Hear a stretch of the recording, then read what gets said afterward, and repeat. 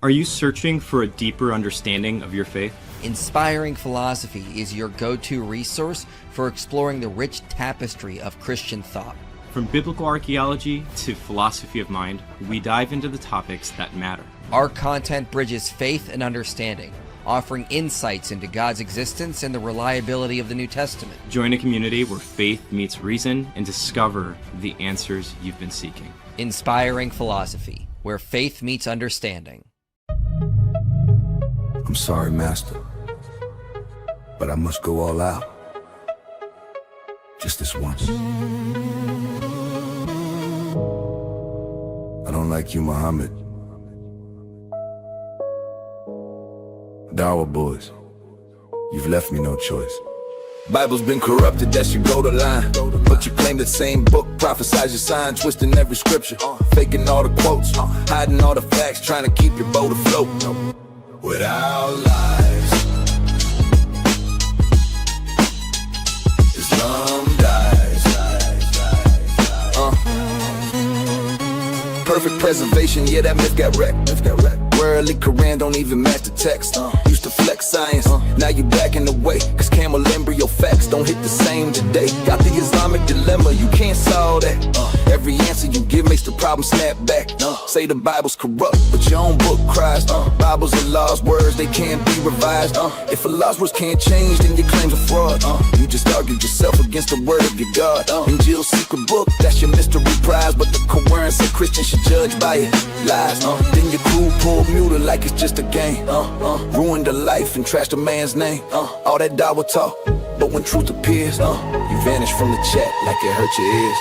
Without lies, Islam dies. Can't hide truth, can't spin those lies. Without lies, Islam dies. Dawah cries when the facts arise. Without lies, Islam dies. Can't hide truth, can't spin those lies. Without lies, Islam dies. Dawah cries when the facts arise.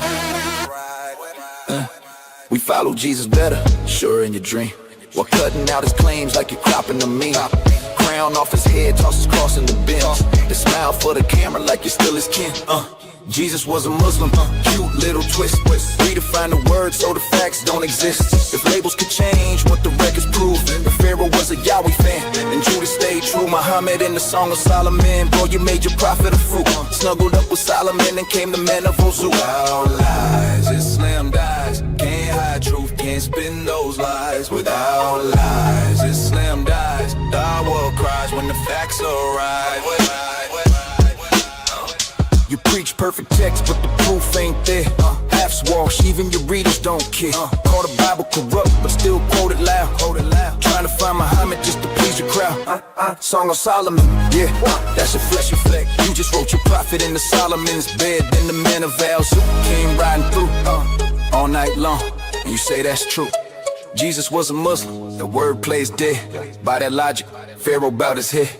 You twist, you spin, but you can't disguise that every dawah claim was built on lies. Without lies, without lies,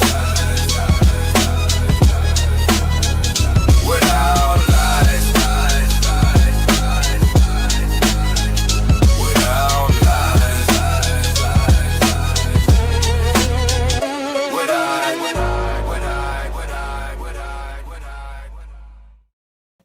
All right, we are live. Merry Christmas, all. Welcome to our Dawa Christmas extravaganza episode. Is that what we're calling it? Sure, it's Christmas related. Well, Mary and the virgin birth and everything. That's all about Christmas. So yeah, You know, yeah, that's sort of fitting because all the atheists were running and hiding this year. see, Normally they do the virgin birth nonsense, and they didn't do it this year. I saw a couple, but I was like, oh, They're scared. 2015 recycled arguments over and over again. Yep, we got David Wood with us. How you doing? What's up? How come you weren't at AM Fest? Because I'm not a freaking dork. Were you there? Yeah, I was there. It was pretty awesome. Oh, I mean, Yeah. yeah, that's pretty based. Well, I mean, to be fair, they had a media row and they had a bunch of like people set up sets and stages, and you just go down and do interview after interview with these different media outlets. I did like 6 or 7. So yeah, Kind of was worth it, I'd have to say. But yeah, I didn't really go to any of the sessions because I don't care about politics. But yep, pretty awesome experience. Had a lot of fun there. But today we're going to be talking about our good friend Jake, the Muslim Metaphysician. I have to say, Jake may be one of the only good ones left. He one of the good ones. Like we're finding out what's going on behind the scenes, and let's the Illuminati bang me in my butt and all this stuff, and they're all like high and got what the guy say? They're all smashing hoes. They're going on these Dawa trips, and they're going out and handing out Qurans, but then they go back and then they go to the club, and then they pick up some girls, and then they go and in their words, smashing hoes. That's what's going on. But I didn't see Jake. In that discussion. It was other people. So Jake. So for those who don't know, I'll just show you some of the stuff. Jai put out this video, and he basically got a bunch of people. Wait, hold up. Than doesn't know about it? No, he's never on X. Hold on. Oh, poor Than. Oh, yeah, he's never on X. Than, where'd you put it? Than, I don't even know if Than's ready for this, man. Yeah, Than might be traumatized after this, man. He's gonna be traumatized. So yeah, this is. I just get traumatized all the time, dude. I literally told my wife today that she's probably gonna have a husband who dies early because of all this Dawa stuff. Well, this is what they're doing behind the scenes. Let's play a little bit of this, and then we'll get into Jake's response. You said you would literally take you up the butt, Warner. You said if I had to take you up the butt one time, so I could literally be in the Illuminati, just so I could help people come to Islam, you would. Can you believe that Warner comes to me like this? He's like, Malik, I don't know how I get away with everything with the Dawa. It's so funny, bro. This is how he talks. It's so funny, bro. I never get caught or called out for my stuff. It's because I'm big. Chat, if you remember when I took that picture on my birthday, he was like, yo, put the chain on for the pic. I was like, yo, because he was rolling the blind. The chain was hurting his neck. Rolling the blind. So I said, yo, put the chain on me if you're gonna smoke, right? Chat, this guy gets high as hell all day and all night. This guy had a chick in his bed calling me on FaceTime, a random girl that he picked up. That's why, bro, when you see these Dawa guys bring influencers and they're 10 deep, just know they're at the local club at night. Wallahi, go with your binoculars. And, bro, they're always asking me, yo, Malik, where should we go? Malik, where's the spot? Malik, how do I get the cars out here? Hey, pause Malik, how many times has Warner hit me up to try? What? Yeah, I just wanted Than to know, Malik is a former rapper who converted to Islam. And he's pointing out that since he's a rapper and used to be in all the clubs and stuff, then whenever they go out for Dawa, they're like, they message Malik and they're like, hey, where's the best club where we can pick up some hoes to bring back to the hotel?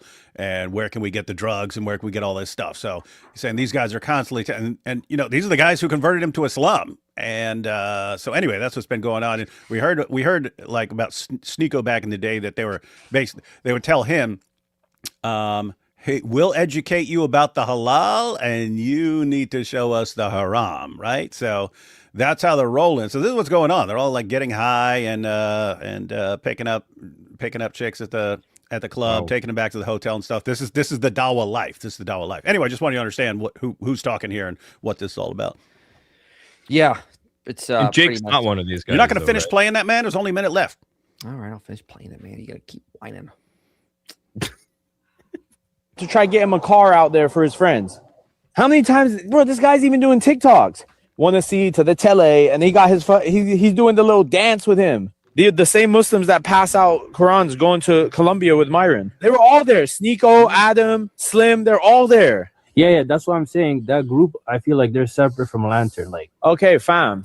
Why are you busy on Lantern? Go ask him. Say Warner said you were in Bosnia smashing hoes with you and Sneeko. Is it true? Wow. Do you know that Leafy records phone calls of Dean and Libiano? Did you guys know that? Leafy literally is on. They're supposed to be buddies, but Leafy records their phone calls. Libiano is like a criminal. He does bad things, but he doesn't want to get caught on the phone, so they have to record him. May Allah curse me if I'm lying. But imagine, I'm the problem maker.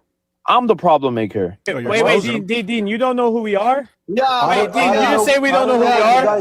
Hey, Dean, you took conscious edits from ChatGPT, bro, and now you think you're Yeah. special. Wallahi, what the what are you Like, doing? bro, Yeah, all right, Cristiano you Ronaldo, debate like a dry piece of toast. Yo, bro. Dude, I Yo, don't Dean, know you what debate like a dry piece of toast, Bro, bro. why are you doing? Chill out. Why are you listen? Why are you Malik, coming relax. for Dean? And guys, that's the tip of the iceberg. I haven't even gotten to personal shit. You said you would literally take you up the butt, Warner. You said if I had to take you up the butt one time, so I could literally be in the Illuminati, just so I could help people come to Islam, you would. That's Dawa. That's these guys behind the scenes. But Jake wasn't mentioned. Give him credit. Where credit Jake is may due. be He was one not of the mentioned. Jake may be one of the good ones. Maybe. Taking it So, up the butt for Dawa, huh? Yep. man, yeah. But anyway, Jake decided to come to the defense of his good friend Daniel Haqiqatjou. So for those who don't know, Daniel Haqiqatjou has been coping since his horrible debate loss to Andrew Wilson, and he went on and did a bunch of horrible streams trying to argue that Mary was actually 12. We took a look at it, I think, 2 weeks ago, and demonstrated he didn't actually read it. He didn't know what he was doing, and then that apparently triggered his good friend Jake, the Muslim Metaphysician, and then Jake had to come to his defense. And try to argue. Well, he didn't understand the points we were making. He didn't understand the point Daniel was making. As you'll see, Jake basically does. Maybe it's unintentionally, but he does a bait and switch. Daniel was arguing that he thinks the historical age of Mary when she conceived Jesus was 12. Jake then switches that to, well, the Proto-Evangelium says she is 12. Those are two different claims. You could believe the Proto-Evangelium says Mary was 12, but that doesn't mean you think she was historically 12. And we're going to get into that. It was bad. I had Than do some extra research on this since he's really, really good at deep dives on this. Than, what did you think of Jake's response? Did he do all the really powerful deep Dawa research? Not in the sense. Yeah. And not in the Warner So- sense. When you sent me this, I was driving with some friends, and so I was like, guys, we're gonna listen to some Dawa guy talking about Mary, okay? And my friends were instantly mad because this was a 15-minute video, so I was like expecting, data, and it was literally just 13 minutes of Jake just, oh, I'm so smart, Daniel. I'm so much better than you. Look at this. If you would have just accepted my courtship, you would have been so much better. And then there was 2 minutes of him reading a book verbatim and then going, you see, one critical scholar says this. Let me just quote verbatim what he says, not articulate the arguments any better. Boom. Daniel, you should have picked me, Daniel. I'm the man that you need in your life. I guess we'll figure out if if Jake, now I would suspect that Jake's going to do a better job than Daniel did on the Islamic dilemma, but we'll see. I don't know. Jake's a smart guy. Yeah, so I'm not saying he's say not. that I made the joke. I said all that stuff in jest, right? He's a smart guy. He's definitely better than most Dawa guys. At least he actually found a critical scholar to try to argue. So, but yeah, it's far better than what Daniel did, because Daniel didn't even read the Proto-Evangelium of James. He just sort of looked at it, found the number 12, and then just assumed that was the end all be all. By the way, isn't that like the recurring problem with Daniel? Besides all the defending sex with 4-year-olds and defending first cousin marriage and saying you want low IQ societies because people are less likely to leave Islam, but him just citing sources as if they prove what he's saying, and they don't, and they actually prove the opposite of what he's saying, and he just doesn't care, and his fans never ever care. You can line up every last one of Daniel Haqiqatjou's fans and let him say, hey, here's what this source says, and actually read the source. It says something completely different and contradicts him. They will not care even slightly. They just don't care, man. It's weird. Yeah. And the funny thing is that Jake didn't really look too deeply into the 2-volume book he got, as Dan and I will show. Yeah, there's a lot of stuff in there that we need to point out, especially with all the manuscripts on what it says about Mary's age. But let's get to some super chats, and then we'll get into Jake's response really fast. So Won't be here for the stream, but isn't it weird that the discussion is always about girls and never boys? Well, not necessarily. Didn't Muhammad I Ajab guess and Daniel. it's about was it? boys a little bit because in the beginning somebody said they'd take it up the butt. Yeah, he was not talking about girls in that one. He was not talking about the ladies in the Illuminati. Yeah. Well, see a video I did back in September, like Islam couldn't stop this, but Christianity did, I think is the title, and it's about Islam and pederasty and problems. I'm not saying it causes it, but they couldn't stop it in Christianity actually. And let's be realistic. The Al-Zut were not women. That's true. That's very true. Yes. Off topic, how can God and aliens exist if God never said that he created a planet like Earth, one with life and stuff? I'm actually glad you brought this up because this is a bad way to read the Bible, and you're going to see some of Jake today. If like God never says this, therefore. It can't be. That's not how we read the Bible. God never outlawed consanguineous marriages in the New Testament. Therefore, he allows like, that doesn't follow. The Bible doesn't discuss that topic. That doesn't mean there's not life on other planets. Yeah, the Bible doesn't talk about quasars, therefore they're not real. Yeah, it's ridiculous. Yeah. Yeah, that's not the way you read the Bible. That's not how we get ethics from the Bible. That's not how we get, that's not the point. That's like a Muslim reading of the Bible. Exactly. It is. Yeah, it is. Hey, what do you think of this religion called Islam? I don't know if you've ever heard of it. I'm not sure, man. Islam, is it? Islam. Islam, something like that. I don't know, man. I gotta look it up. Sounds pretty creepy, though. I'll say that. Atheist this year can't wait to leave out milk and cookies for Richard Dawkins. This is true. This is true. And if they're not reasonable, he doesn't come knocking on their door. Random person. Stan is pissing me off very badly. Look at the picture, though. Yep. Is that Hitler and who else? AP. Screw you too, bro. All right, I'm going to get into this video here. So let me just remind everyone what Daniel said, because this is important. Jake's going to do a bait and switch. We need to remember what Daniel actually argued here when he was bringing up the proto-evangelium of James. So let's get into this. I just want to know historically, the historical Mary, how old was she? That's all I care about. And here is a very early source that even predates your canonical gospels. You hear that, then? The proto-evangelium of James. So Second half of the 2nd century. So that means, and by the way, which quotes the canonical gospels. It's somehow so James writing in whoever this is in the 2nd century apparently invented a time machine, and anyway he got access to the later. Yeah. These guys are dope. Arguably, and they're saying that she was 12. So that's historical evidence. There is no other evidence, okay, other than the historical fact that typically in that time period, most girls were married off between 12 and 15, and this is what the historians say. No, they don't. And it's also reflected in the canon law. In the early church canon law, the minimum age of marriage was 12 years old. Yeah, that's in your. Think about how smile that he's. Yeah, I know. He always gets that 12 creepy years smile. old. Yeah, he always gets that creepy smile when he talks about banging 12-year-olds and stuff like that. But think about the reasoning. It's in your canon law that 12 years old is the minimum age for marriage. Therefore, that must be when Mary conceived Jesus. Like, where are you getting that from? I mean, imagine you don't know when someone got married. You say, David got married. Okay, when? When did he get married? I don't know. What's the minimum age for marriage in his state? That must have been right when he got married, because everyone knows you get married at the moment you reach the minimum age. That's the reasoning there. Canon law that is in the church's early laws, that 12-year-old age. That's more evidence. So this is all historical evidence that we can gather. We're not limited by what you consider to be canonical material.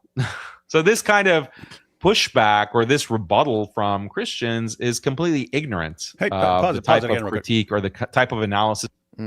Again, think about the reasoning here. Okay, so how old was Joseph Well, what was the minimum age? He must have been that. Why? Why do you think that? This is stupid. So dumb. Yeah. That's actually a really So good point. we're doing a historical analysis. We want to know the historical age of Mary. It's called historical critical scholarship. Yeah, that's Maybe what you're not Daniel aware does. of that. As long as I say it in this smug fashion, my fans are stupid enough to believe whatever I say. Notice what Daniel was saying. Daniel was not saying, I'm just curious what the proto-evangelium of James says the age of Mary was. He's trying to find the historical age of Mary. That's important.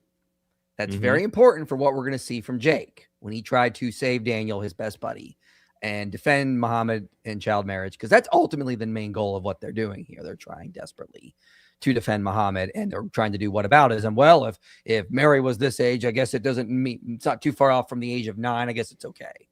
But remember, Daniel's trying to find the historical age. Jake is going to switch that argument as if that was Daniel's actual argument when we get to his video.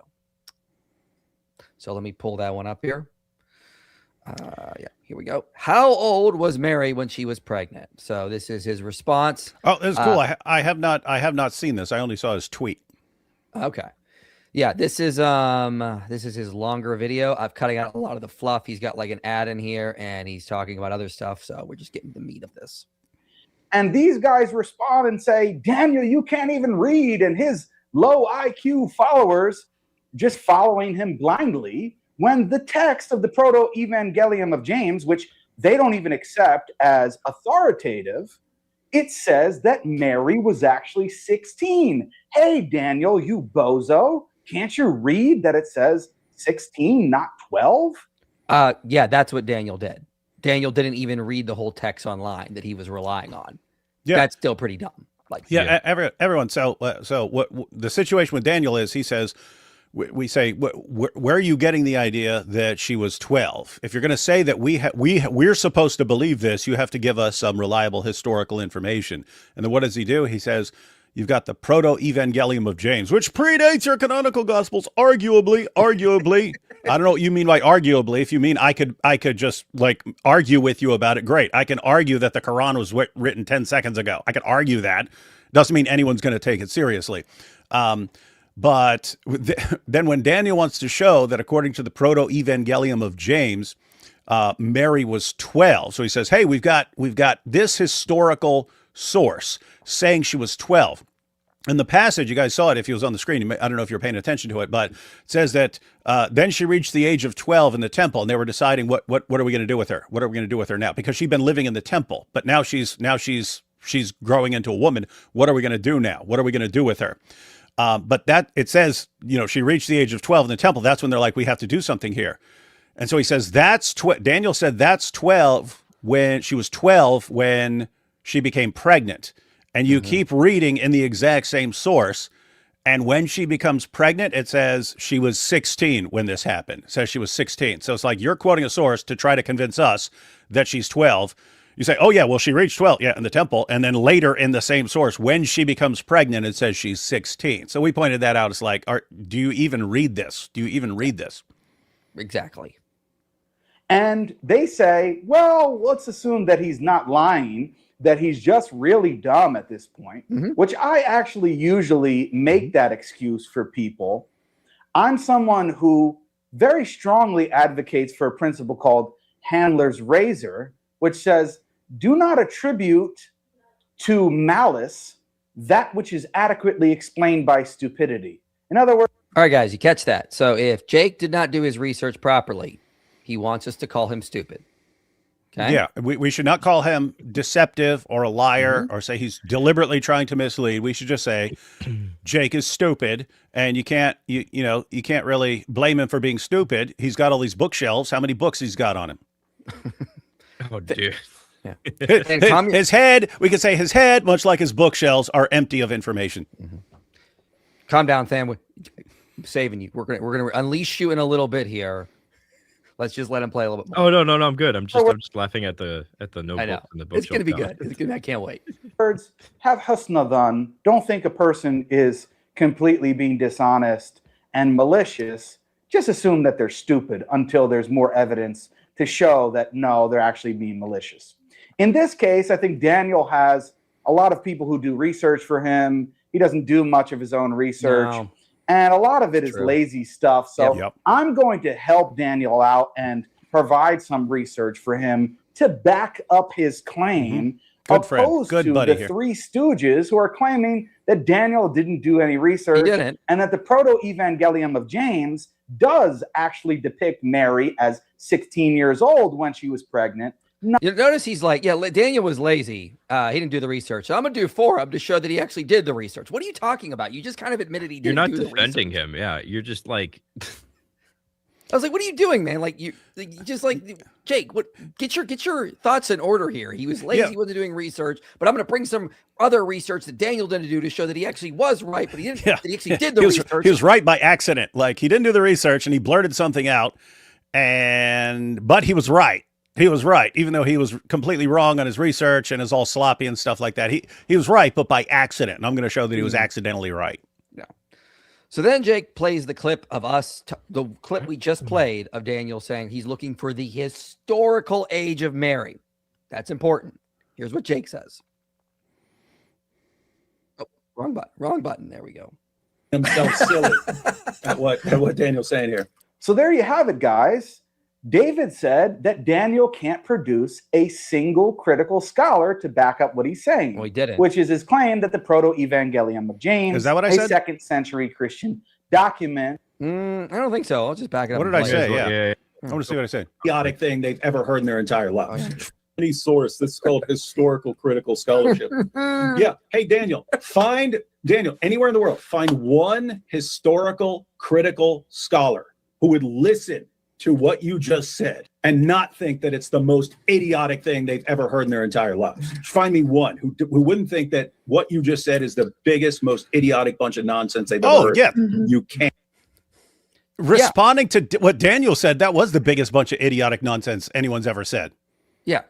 Tried to say the Proto-Evangelium of James predates our canonical gospels. Yeah. Tried to say that it preserves the historical age of Mary. I mean, even Jake's source he's about to bring doesn't really. That's what I mean. It was this collection of all this stupid stuff Daniel said with this smug look on his face. And yeah, show me someone who thinks, the Proto-Evangelium of James is our earliest source on all this stuff. And it predates the canonical gospels. And gosh, it was a bunch of.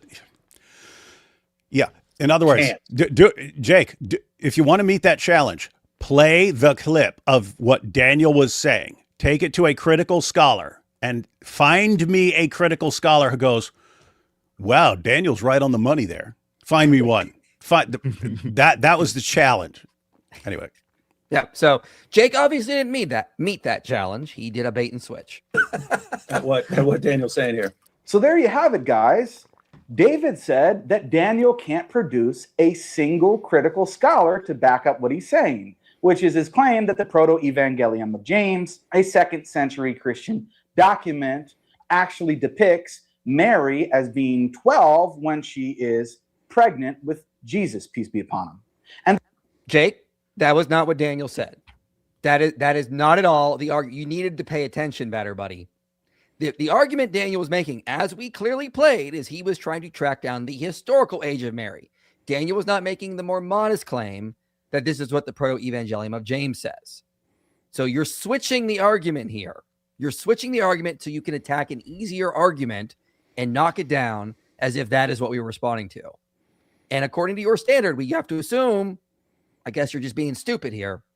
So maybe we should take back what we said earlier, that you're not that you being smart. And the point of bringing up because I don't go around, show me a historical critical scholar. It's Daniel saying this is historical critical scholarship. This is how you determine the history here. This is how you do it using this methodology. And show me someone who thinks that's how you do history, Daniel. And they're all laughing. They're saying, look, he's talking about critical scholarship and research. He can't even read. The text clearly says that she was 16 when she was pregnant, not 12. Well, Danny boy, don't say that I've never done anything for you.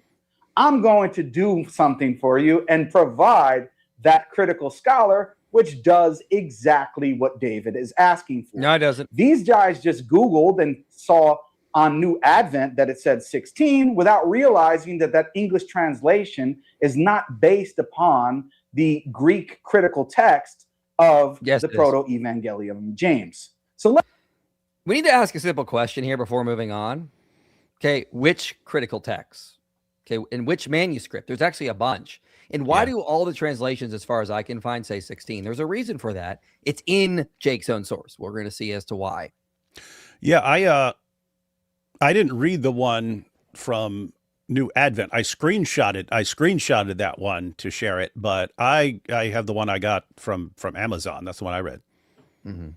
Yeah, they all say 16. There's a reason for that, and you can find the reason in the book, the second volume, I believe, of what Jake is going to cite here. So let's get into some of this, and then I'm going to play about 2 minutes and then stop.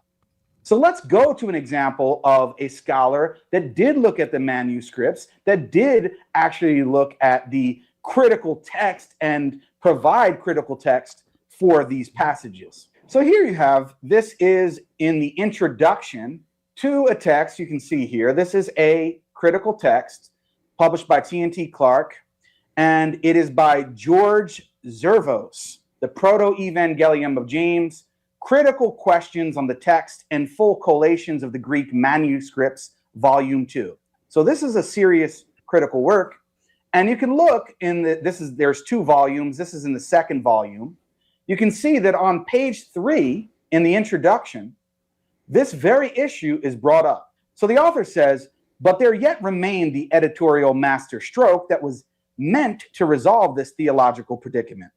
The now composer enhanced, redactor interpolated veil counsel and annunciation story are provided an egregiously transparent artificial ending in the form of an editorial insertion whose content essentially contradicts the details of the preceding narrative with respect to Mary's age. Because before there's a one-liner that comes out of nowhere that says she was 16 when these mysteries occurred.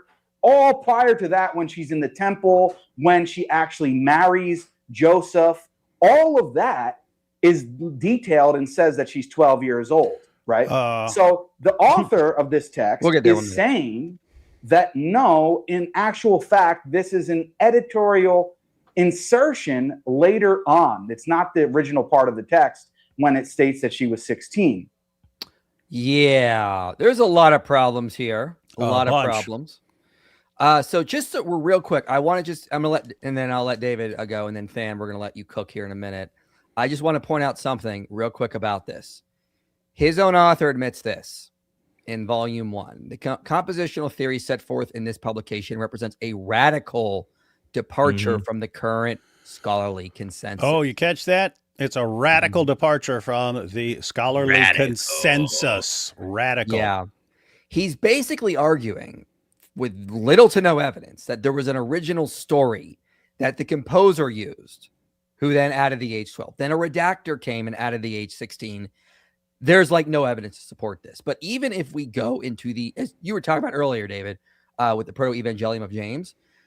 So what this guy is trying to argue, he's trying to argue that there a redactor came in, didn't like that it said Mary was 12 when she became pregnant. So he changed it and added in this line that makes the text contradictory. The problem is the text flows just fine. Yeah. In fact, I would say the text makes no sense if she was 12 by the time she became pregnant. I could see you claiming like 14 or 15 or something. It's clear a significant amount of time passes because a ton of stuff happens, including her putting together the materials for the new temple veil and stuff like that. And anyway, yeah, a bunch of stuff happens in between her being 12 and her becoming pregnant. Well, here's the text. It says she was 12. She's married off to Joseph, not to do anything. She's to remain a virgin. That's why in the Proto-Evangelium of James, she's married off to him, this ancient old man, so he won't do anything. So she remains a virgin.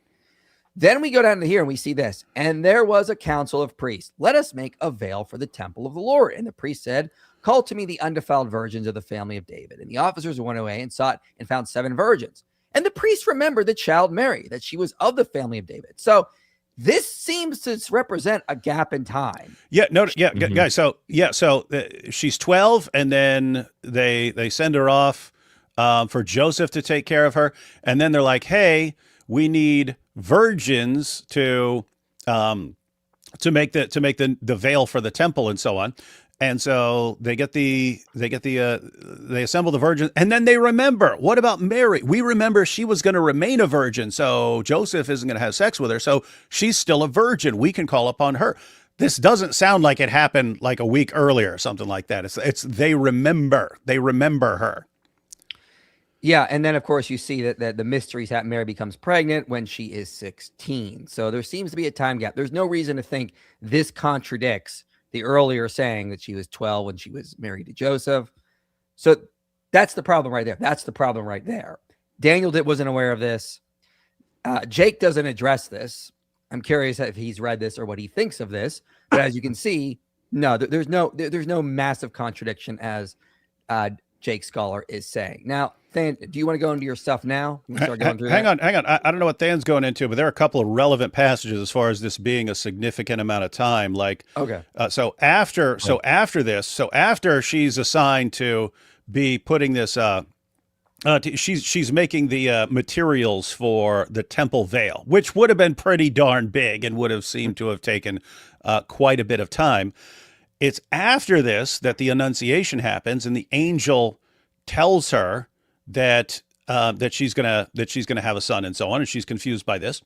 And then later, when some things are happening and so on, you read at the end. Do you want to bring it up? This interesting little passage here. Yeah, which passage? The end, the last paragraph or the last section of 12. Mine's I'm using my one I got from Amazon here. Okay. Start from where Mary had forgotten the mysteries.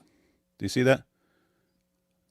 Let's see. And she made the purple. She made the purple and the scarlet and took to the priest, and the priest blessed her. And Mary, the Lord God had magnified your name, and you shall be blessed in all the generations of the earth. Mary, with great joy, went away to Elizabeth, to her kinsman, knocked on the door when Elizabeth heard. She threw away the scarlet and ran to the door, opened it, and seeing Mary, she blessed her and said, "Whence is to me that the mother of my Lord should come to me? For behold, that which is leaped is blessed you." And right here. But Mary had forgotten these mysteries. Yeah. She'd forgotten. Wait a minute. I thought this just happened like what, a couple weeks earlier or something like this in these guys' minds. This is all happening. There's all happening like rapid fire, all when she's 12. Mm-hmm. And it's saying, hey, what the angel told her, she forgot about that stuff. Okay, sounds like some time had passed. Sounds like a significant amount of time had passed. Anyway, weird stuff. Yeah. Do you want to go into your stuff now, Than? Sure. Interrupt me if you want me to stop talking at any point. Don't worry. David loves to interrupt. He'll do it. All right. And then I'll skip some of this stuff, I guess. Well, that's important. He found one scholar, man. There it is. So Jake's claim is, I found one scholar who argues Mary was 12 when the original lair. And so some critical scholar says Mary is 12. Therefore, Christianity endorses something morally comparable to Muhammad marrying a 9-year-old.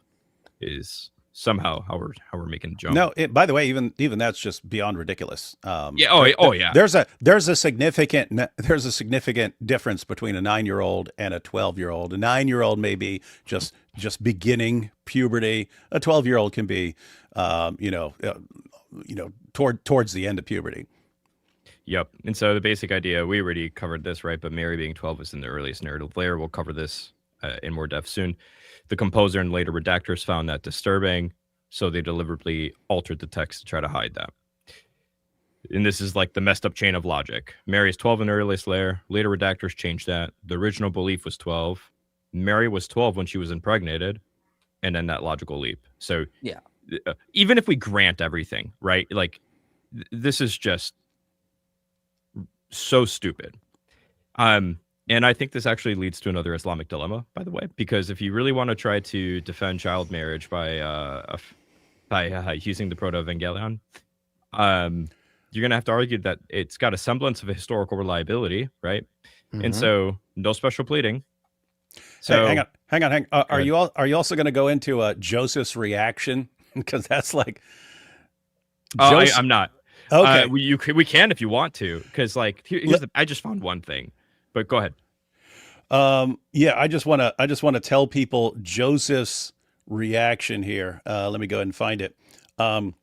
So they decide. So guys, everyone, the idea is Mary's parents, they were childless, and so they're praying, and her father's fasting, and he just goes out and he says, "I'm not coming back until God blesses me with a child and stuff." He goes out and fasts in the middle of, up on a mountain or something like that.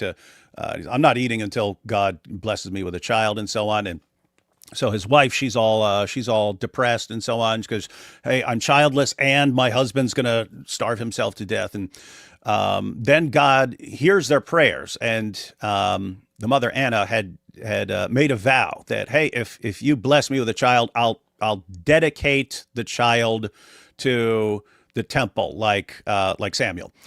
And so God hears her prayers, and they keep her for a couple years, and then they send her to the temple. Once she reaches 12 years old, then it's, wait a minute, she's about to become a woman. Things are going to change here. But they understand she's supposed to be a virgin forever. And so we need someone who's not going to have sex with her who can take care of her. So we need some like old guy who's not interested in sex anymore, who can care for her. And so we here in section 9, it says, the priest said to Joseph, "You have been chosen by lot to take the Lord's virgin into your care." But Joseph refused, saying, "I have children and am an old man, while she is a young girl. I'm afraid I'll become a laughing stock to the sons of Israel." That's an important little point. What's that mean? He's saying, guys, this is not an acceptable thing to do in our culture. An old guy marrying a 12-year-old girl. I'll be the laughing stock of the entire country. They'll be laughing at me. They'll think, what is this sick old pervert doing marrying this young girl? Oh, wait, this is where you guys are going to defend Muhammad's relationship with Aisha? Where they say this is completely unacceptable in the culture. Yep. And they only declare, look, we all understand you're not going to be doing anything with her, man. We understand you're just taking care of her because we need someone to take care of this virgin for the rest of her life. And she needs to be off limits to other guys. And so you're the guy for this job. But I'll be a laughing stock. People will be pointing and giggling at me. Look at this old pervert. This is the source you go to say it's acceptable for an old guy to marry a young girl. Are you kidding me? Anyway, I'm glad you. I just want to point that out. No, I'm glad you brought that up because for the sake of time, I chose not to put that particular point in. Actually, so no, you did it for me. I'm very happy now. You're welcome. But here's a new Islamic dilemma, guys. You want to defend the pro-evangelion, so you can defend child marriage. Well, you have David's point, but then also, if you affirm its reliability, then Islam is still false because we even see something like this. It contradicts Islam with what David said, but also, and she hearing reasoned with herself, saying, "Shall I conceive by the Lord, the living God?" Well, is Jesus God in Islam? No. Okay, cool. So if the Proto-Evangelion is reliable, Islam is still false. Also, if you're going to defend the reliability, the Proto-Evangelion uses Matthew and Luke as a source. You're going to have to argue that Matthew and Luke are reliable then, because next thing you know, you're using a non-reliable source as for a reliable source. That doesn't make sense. It also begins by saying the birth of Mary, the Holy Mother of God, and very glorious Mother of Jesus Christ. So that's their source on these things. Also, I mean, think just her parents. According to the Quran, she's the daughter of Imran. Mary's the daughter of Imran. So if we're taking this seriously, see, keep in mind, like, the Bible doesn't mention her parents by name. We don't know her parents by name according to the Bible. We just notice it would be very odd if the Quran got the name right. Imran, which is the Arabic version of Amram, which is the father of Miriam, the sister of Aaron and Moses. That was enough for us to point out, it looks like you just mixed these people up. If you're taking this as a reliable historical source, now we do know the names of her parents, and her dad's not named Imran. So we would have to say, if this is reliable, then the Quran is wrong. Bye-bye, Quran. Yup. All right. So next, we already kind of covered the problems with the inferences earlier. It's just another representation here. Also, the text never says anything that amounts to Mary was impregnated at 12. It says that Mary was dedicated to the temple at the age of 3. She lived there 9 years. At 12, the priest feared ritual defilement due to puberty, and this triggers her removal from the temple. The Annunciation occurs later. We already talked about this, so I'm just going to speed through that. The other thing is the topic of like the actual age of 12 itself too. There's actually like a really broad scholarly agreement that the age of 12 functions as like a ritual purity narrative launching point. It's not meant to be it mentions the bells understood. and everything. Yeah. Yeah, it's not meant to be understood as like a historical biological reportage or anything like that. And so other scholars here, Lily Vaughn, I can't pronounce her last name so for some reason. She says, in the Proto-Evangelion of James, we know that Mary is raised in the temple, but is asked to leave at the age of 12 because the priests fear that she may defile it. In accordance with the majority of scholars, I read Mary's removal from the temple precinct as a result of her impending menstruation. Significantly, That's the how I read text it. informs us. Say what? I said that's how I read it too. Yeah, significantly, the text informs us twice that Mary has turned 12, the precise moment when the priest suddenly began to express deep concern that her continued presence might defile the temple. And as she says, from a narrative standpoint, 8:4 may be viewed as a narrative pivot in the text. Again, you guys are getting the point. It's not, this is outlining temple narrative logic. It's not based on historical reportage. Yeah. There's other reasons to also reject that 12 is the original age of conception. Again, the text separates itself from the temple to the Annunciation. 12 is the ritual symbolic number, but then we also have Jewish demographics that cuts against this. Yeah, that's the book I found. I love that gets out more now. Oh, it's so good. It's so good. Yeah. It's Jewish Marriage and Antiquity, Michael Satlow, really good book to you should read if you want to know about this stuff. He says, in some, these sources suggest that in Palestine and in the Western diaspora, Jewish elite men might have typically married around 30 to women who were in their mid or late teens. A survey of the epitaphs of Jewish women from late antiquity reveals relatively few women who were married in their early teens, all from a single Jewish graveyard in Rome, with far more marrying in their mid-teens or later. Not a single Jewish inscription from antiquity records a woman married while under 12 years old. And just a real quick, the Dawa guys should know this. I've cited that Amram Troper's paper as well, showing that that's just what it was. I have that too. As well as Keith Hopkins, Brent Shaw, and the wider Roman Empire. I have Hopkins cited, yep. The Dawa guys should know this stuff, yet they are still promoting like this was just a normal thing. Yeah, 9, 12, that was normal. No, it isn't. Yeah, and so there's tons of examples here. I didn't want to like just flood everything, but there's 2 inscriptions from Palestine it's actually commemorating women who were still unmarried at 18 and 22. Yeah. And of the references there. There it is. Yep, this is the paper that you were just talking about. On the basis of rabbinic sources and ancient documents, scholars suggest the average age of first marriage in Palestine and Western diaspora was in the late teens or early 20s for women and around 30 for men. So here's the thing. Even if we grant Zervos' argument and the age of 12 is a narrative, even if we grant his argument, right, the age of 12 is a narrative ritual purity marker and operates as a narrative pivot. It's not a historical claim.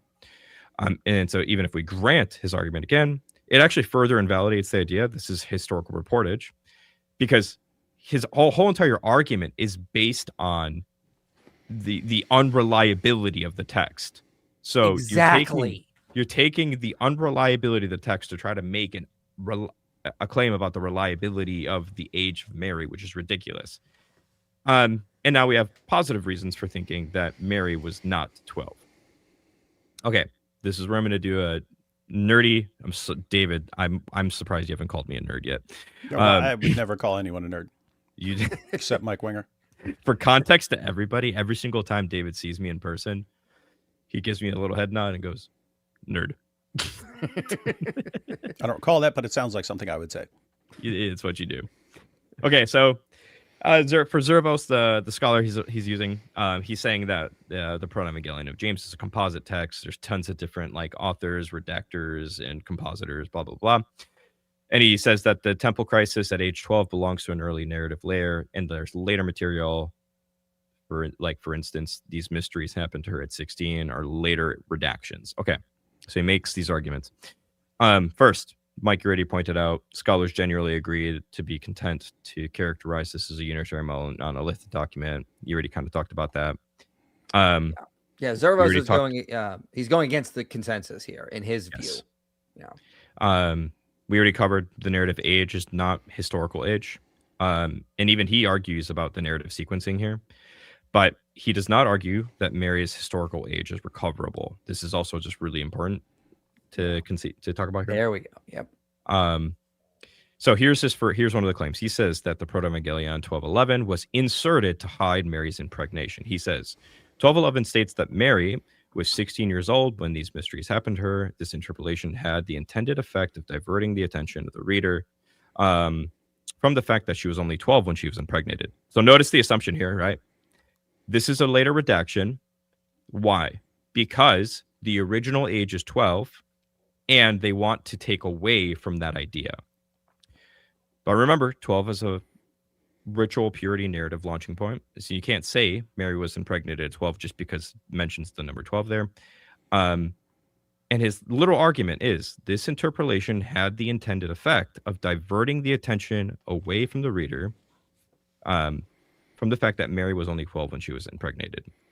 That's the weird part. Even if you just go with what the text says up until you start getting to the part where it says she was 16, you can't say the fact that she was 12, even if you would take that just completely literally and stolen. Yeah. It's not. Yeah. Even if you take that as historically reliable, this is what happened at 12. All this stuff happens. I don't know how you could possibly say that according to the text, if you leave out the 16, she's obviously 12. I would never conclude she was 12. Exactly. Again, I said you could say 14 or something. It's clear that a significant amount of time passes. Yep. And so Jake read this quote out loud, but this is I'm going to just call attention to the really important part, right?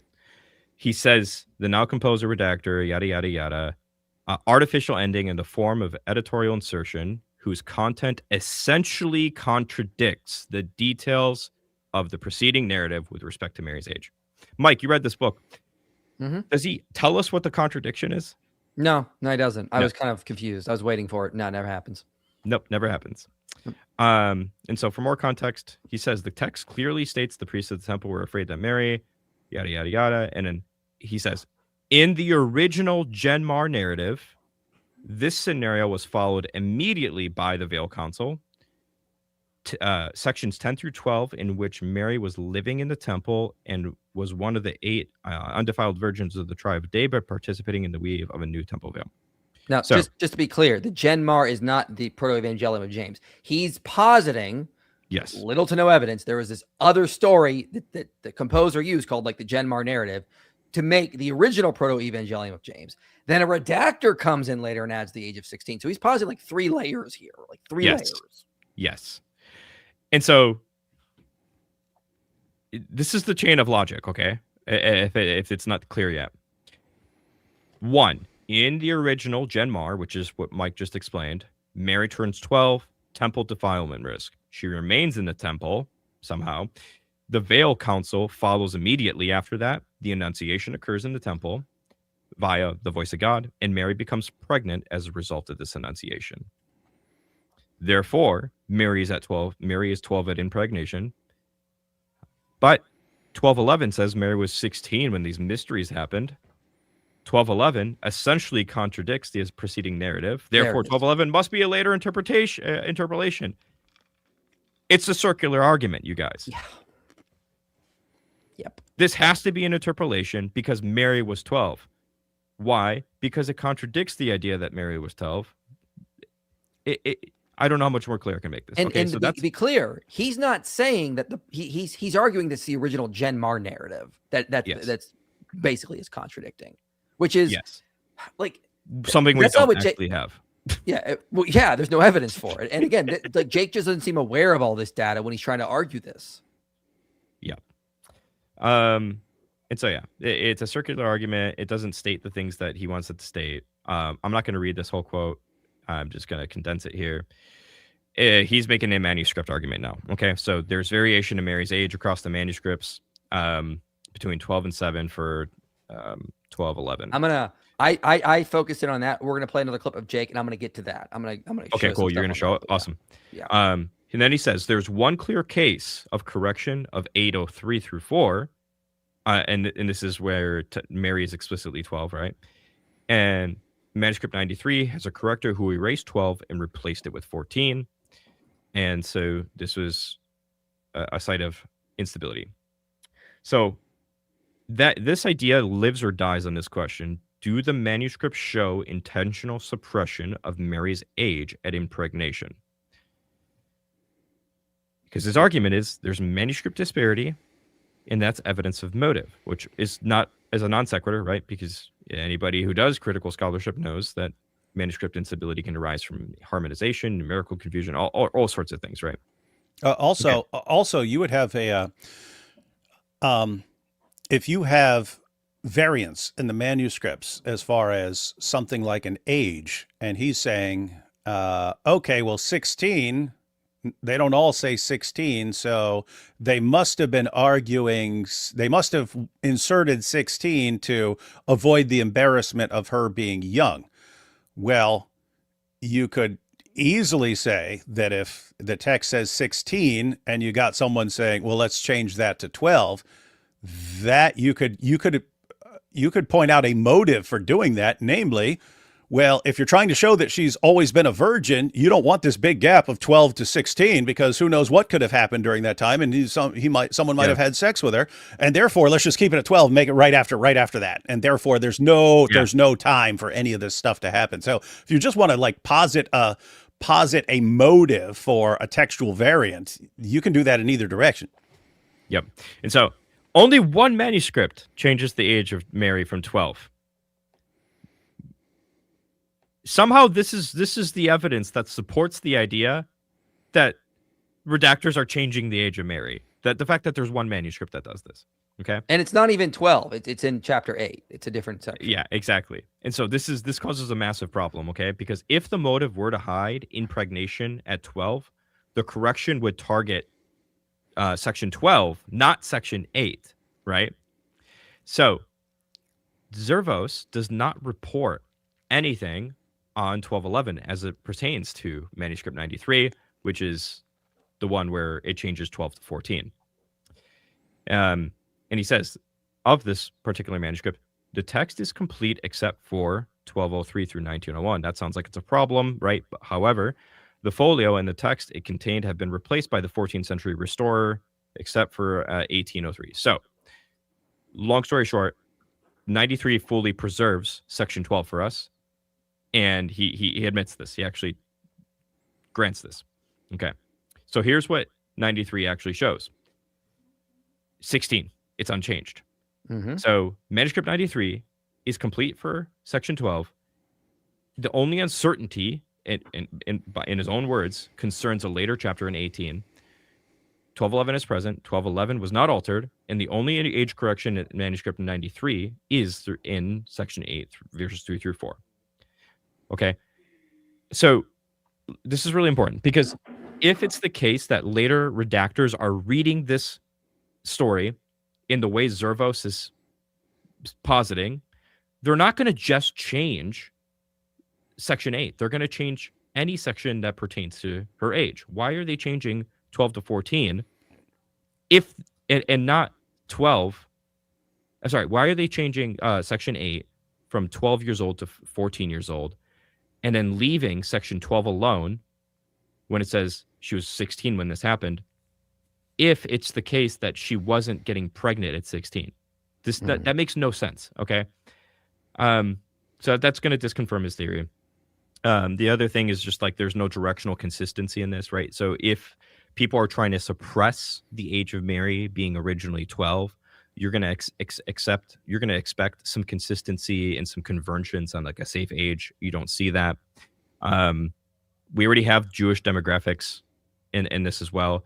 But here's the thing. He even says, the redactor, however, living in the mid-2nd century Rome, perhaps felt the need to insert 1211 into the text to address social sensitivities against the impregnation of a 12-year-old girl by the Jewish deity.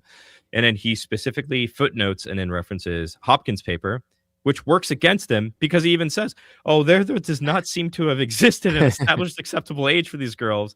It was not unusual for them to have been wed in their early teens. And so, like, he's trying to make a rhetorical point here, and it just doesn't work because the author he's pointing to very clearly is contradicting the psychological portrait that Zervos is trying to paint. And so, well, it's a good thing that that Jake did all that research for Daniel by just finding a book and skimming through it and not actually looking at his sources and going in. And I got some more stuff from Zervos' book we're gonna get to in a minute here, but continue. Yeah. So no, I'm done. I tried to shotgun this. So No, that was good. Let's play a little bit more Jake, and then I want to show something in this book. He continues and says that in section 12:11 states that Mary was 16 years old when these mysteries happened to her. This interpolation, did you hear that, Davey? Did you hear that, Inspiring Philosophy? Where's your research team? Where's our research team? I don't know. Gee, I don't know. What are we gonna do, Than? I don't. How are we gonna ever deal with Jake, who just reads this book and doesn't actually fact check it or anything like that? Oh man, we're screwed. This interpolation had the intended effect, and it's an interpolation because Zervo said so. Therefore, it's fact according to Jake. Of diverting the attention of the reader from the fact that Mary was only 12 when she was impregnated. So he's mentioning it was a later interpolation, and he's saying it was for doctrinal reasons. Thus, the problem of Mary's shockingly young age at the time of her impregnation by the voice of God is effectively resolved. The author and the composer were both Jewish and apparently had no difficulty with Mary's very young age at the time of her impregnation. Wow, so much for what the Muslims say, right? The Jews didn't have any problem with Mary's young age. Wait a minute. Did he miss the whole part where Joseph flips out and says, "I'm not marrying her. I will be a laughing stock for marrying a 12-year-old. People will be giggling themselves silly, pointing at me, laughing, going, that's the old pervert." And that's in the text he's talking about. And he's saying, gosh, and you see, that was totally fine for an old guy to marry a 12-year-old there. And if Jake would have just watched my debate with Daniel, we'd see I gave historical research showing no, that was not the norm. It happened occasionally. It happened more in Babylon with the Jews, but for the Jews in Judea, no, it was earliest is like mid-teens, but typically late teens, early 20s. The redactor, however, living in the mid-2nd century Rome, perhaps felt the need to insert this longer ending here into the text to address social sensitivities against the impregnation of a 12-year-old girl by the Jewish deity. Then he continues on and he says, only one manuscript contains evidence of tampering with the text to change Mary's age. Yeah, it's not on 12:11 either. That's the ironic part. In section 8. A corrector of manuscript 93 erased and wrote over the text of the manuscript in both section 8.3 and section 8.4 to alter Mary's age from 12 to 14 years. On the other hand, various alternative readings occur in some manuscripts and different families of manuscripts, presenting Mary's age from 12 to 16 years old. It actually says 17 there. 17, Jake. Come on. So Jake can't even read. Yeah, well. Widespread disparity in the Greek manuscript tradition, right, of the Proto-Evangelium of James, regarding Mary's age at the time of her impregnation by the voice of God constitutes clear documentary evidence of the deliberate distortion of a significant element of the original story for doctrinal reasons. The same trend can be seen in other parts of the manuscript tradition as well. All right, so he's actually helping make our case for us. This is not a reliable text for giving us Mary's age that Daniel was arguing, and what Jake is trying to defend with his good best buddy friend Daniel there. Remember, Daniel was arguing he's trying to find the historical age. Jake is helping make our argument that this is not a good text to go to, because in the manuscript tradition, there are various ages between 10 and 17. Why, though, as I asked earlier, do all the translations say 16? Well, if we go into Zervo's book, he actually goes through variant after variant after variant, covers a lot of this. If we go to 12:11, everything that is not highlighted says 16. So these are all the different manuscripts of the Proto-Evangelium of James. Yeah, guys, see all those numbers there? Those are all different manuscripts. Yep. So you see there, right, where it's 16, and it gives a bunch of manuscripts. And then the other ones too, it's phrased differently, but those are all 16. Those are all 16. It's just how you say 16. And so you have looks like a few dozen there saying 16, and then you've got what do you got saying 12? Well, 12 On the other page, you do have 2 that say 10. You've got another one here that says 16. You got one that says 14. But for 12, you got basically 4. Mm-hmm. If you include the ones that say 16 or 17, it's over 70. It's over 70. And now, what is with the numbering going on here? The numbering, he actually explains his numbering system here. If a manuscript has 2 numbers, it is from the first millennium. If it has 3 numbers, it is from the second millennium.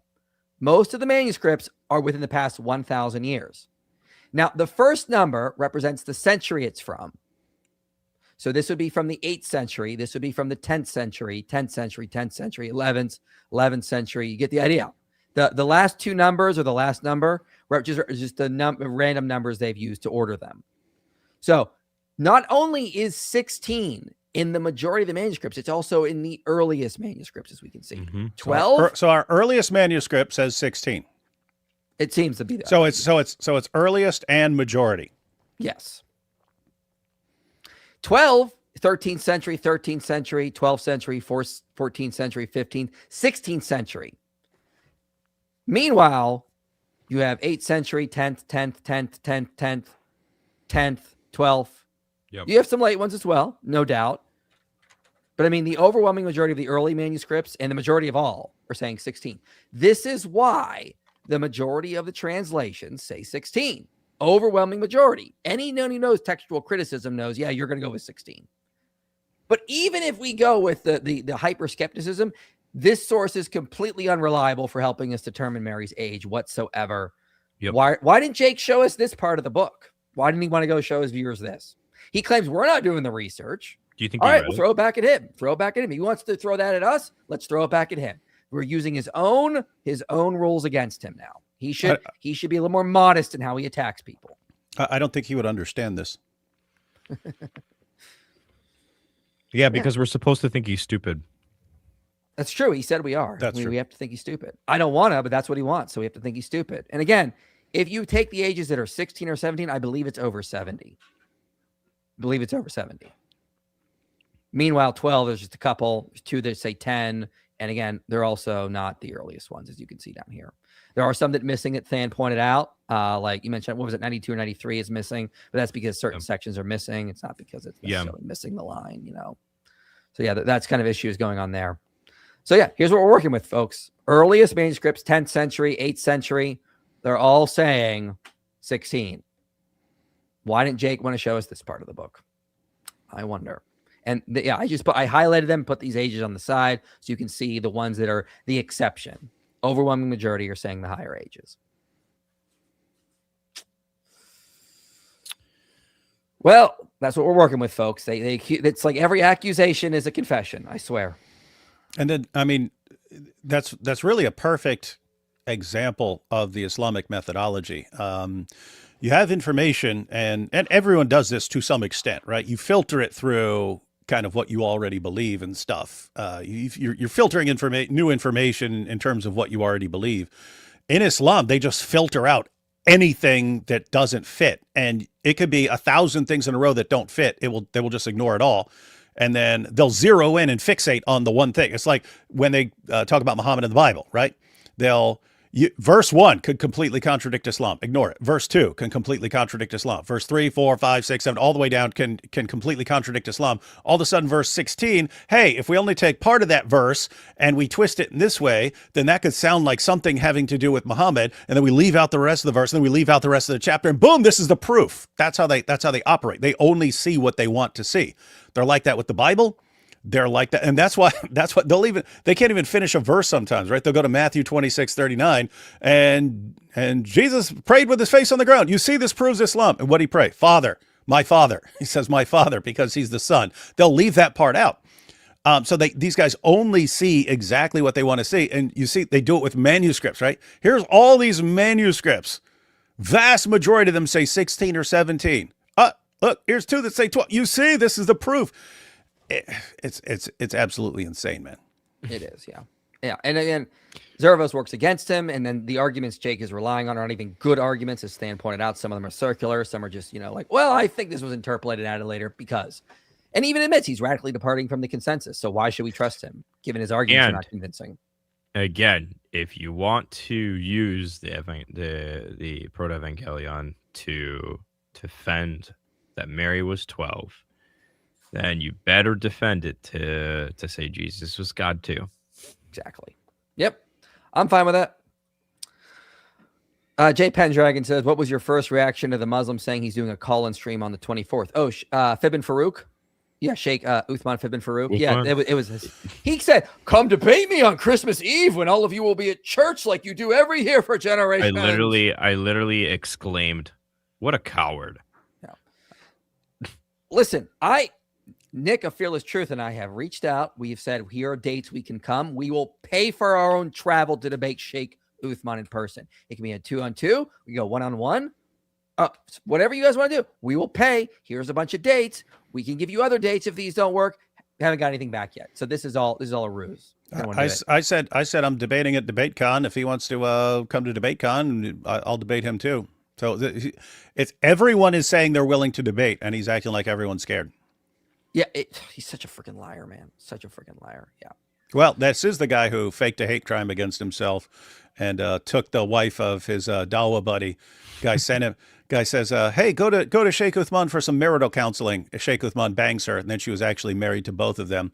Then his other wife had to get a restraining order because he was like always choking her during. He's like the Andrew Tate guy who like has to be choking a woman during sex to be aroused and stuff. And anyway, this is the guy who's now saying that we're all running from him. Yeah. Read me out. Hire Mike Winger as a Christmas jester to be a wingling those bells. Merry Halmas. I mean Christmas. Awesome, guys. You're welcome. There, I read it out. Call-in stream arguments are flashbacks to 2005. Yes, they are. Good God, you are correct. He had a chicken in the bed. I thought it was a goat normally. I don't know what that's about. I'm not sure what you mean. Research question. David Wood. Oh, what? Oh, I think it was from the Dawa clip when he said, and he calls me and he's got a chick in the bed. Oh, chick. Yeah. I see. That's good. Yeah. Research question. David Wood was asked on AP Stream on Sunday. All Shia commentators I could find pre-20th century agree that Surah 65:4 refers to child marriage. This is a point of Sunni Shia unity. Okay, yeah. So the question was about talking to Shias about Muhammad and Aisha because the sources we quote are Sunnis, and I pointed out, well, 65:4, which allows sex with prepubescent girls, that's the Quran. So they're going to, and I said, but I don't know if they're commentators because the Sunni commentators are all on the same page. This is talking about marrying, having sex with, and divorcing and passing on to the next guy. Girls, all before they've ever reached puberty. And so that's everyone. That's it. That's Ibn Abbas. That's Ibn Kathir. That's the two Jalals. That's Tabari. That's Qurtubi. Everyone says that. But I pointed out, I said, I don't know what Shia commentators have said about this or how they interpret it. So you might want to look into that. And so this is the response. Someone looked it up. These guys were promoting their evil religion. This would be hilarious TV drama series with their drama. Yeah, it sure would be. Deep double research. Isn't that a contradiction? It's an oxymoron. I mean, this is what we always get from them. Oh, I found a book and if I just skim through it, it'll agree with me. It's ridiculous. I just pictured. Have you heard of the show Breaking Mormon or something like that? Yeah. Yeah, just imagine a Breaking Dawa. Did you see Next Taku has done a few reactions to David Wood and Raymond's videos lately? Islam's ridiculousness is getting out there. Nice. Yeah, that's a big channel with like 1 million or 2 million subscribers and stuff. But he reviewed the my first Al-Zut video. That was funny. He was like, "What? This is real? This is real?" The full iceberg will reveal once the warrior receives tip of the iceberg on his rear end. D Wood, can you reshare where I can donate to Giant DOC move? I mean, I put up a thing that's to donate to like the ministry, but just so you know, when next month when Giant DOC are actually moving, because they're basically, they said it's cheaper to just leave all their stuff there and donate it and like get new stuff than it is to ship all their stuff. So they're basically going to be starting. They're bringing their clothes, and other than that, they're starting from scratch. So we'll do a fundraiser for next month. I did a fundraiser that's basically to pay them to work when they get here and stuff like that. So, but as far as we'll do a fundraiser to cover their costs and get them set up. We'll do that next. Do they month. need help with like building or anything like that? What do you mean building? I don't know where they're moving. I don't. When people move, sometimes they need help like doing construction stuff. I don't know. They're far away from you, man. Yeah, they're not building a house, man. They're not building a house. They're going to move into a house. They're going to move into a place. You never know, bro. I'm just trying to help. Yeah. Then explain the numbers. Mason IP from Boy. Hosea Job Isaiah. I know. I don't get it. I love how you're like, I don't want to hear it. I'm just going to move on. Hosea, Job, Isaiah, and the Psalms all refer to resurrection. Why do most scholars view the verses as metaphorical? Didn't ancient Jews view them as resurrection? Depends. That's a whole scholarly debate. N.T. Wright talks about this in his book, The Resurrection of the Son of God. There's a whole debate about this. Is there a difference between how Muslims and Christians use commentators on their primary texts, the Bible and the Quran? How would you articulate the differences in a debate? Yeah, there is. As far as how Muslims use commentaries, they decide what they want the text to say. And then and by the way, they do this whether you're talking about the Bible or the Quran. They decide what they want the Bible or the Quran to say. And then they'll go through all the commentators that they can find until they find one that says what they're looking for. And they'll say, see, this is the proof. And they don't tell you. And what's crazy is you can go to their commentaries, like you can go to Qurtubi, and he'll give like 15 different interpretations of a Quran verse. It's like so-and-so said this, and so-and-so and so-and-so and so-and-so said it meant that. And it'll be like 15 different interpretations. So they'll like go to the one and they'll say, and Qurtubi says it means this. And it'll tell you, one, that there are 14 more interpretations, and that these guys, there's obviously no clear interpretation if everyone disagrees about what it means. And so the real takeaway from reading the commentaries, these guys can't figure out what the Quran is saying on a lot of these issues. I don't get it. I don't get why Allah's clear book always confuses everyone who reads it. It sure does. Matter of fact, that's we might want to go through because you've got your clarity of the Quran dilemma, but we could actually like the way you run it is specifically for the Islamic dilemma, but you could pose that as a different problem. It's like, okay, if the Quran is clear, and here's a command in the Quran, and here are 15 different interpretations of it. You guys got some problems, man. Exactly. I made a joke the other day too, because people sometimes will say that one of the miracles of the Quran is that people will hear it recited and then they'll start crying or something like that. I made the joke the other day that the Quran makes me feel like my aorta is being severed sometimes. Nice. Oh, hey, you know what's funny? Because you do have these people who like, when they hear other languages, they're just like, oh, that's so beautiful and stuff. And then like the Muslims kind of sing the Arabic and so on. Osama Dakdok, he says he runs into people like that. They're like, but I don't even know it. But I mean, I hear them reciting in Arabic and it's just so beautiful. And he goes, oh, you mean like this? And he'll start reciting and they go, yeah, that's so beautiful. And he goes, I just said, I want to slit your throat and drink the blood as it's coming out of your neck. He's like, he'll say all this horrible stuff. They're like, oh, it's so beautiful. It must be from God. I like how the earliest Christians who thought 13-year-olds could marry would have still thought that Muhammad had a creepy thing for little kids. Exactly. Yeah. It's like the funny thing is like the Muslims are so desperate to like try to make marry 12. It doesn't even get them to 9. Like that's how messed up Muhammad was. That even like the earliest they can push it, they can't even get to Muhammad's age. Is pretty messed up. Why do they hate their Quran? Mary is exalted. I don't know, man. They hate what the Quran says. We're the ones who are always quoting it to them in our live stream call-ins, and they're the ones that are telling us the Dawah script over and over again. Is it just me, or is it Daniel's threshold for evidence for his position the same as a flat earther's? Both seem to be cherry-picking the specific words from a document that supports their position without understanding the whole context. You are right on the money. Yeah. I'm pretty convinced that the research method is ChatGPT, find me something to argue for this. Yeah. They'll go to the source and they'll control F for 12 in this instance and go, there you go. I had a Muslim like quoting ChatGPT and like sending me studies, and then I went and looked at them, and those studies were working against his argument. So I mean, I'm just blocking them now. That's what they do. Like I'm not going to debate with an AI through you. I'm just blocking you. This is ridiculous.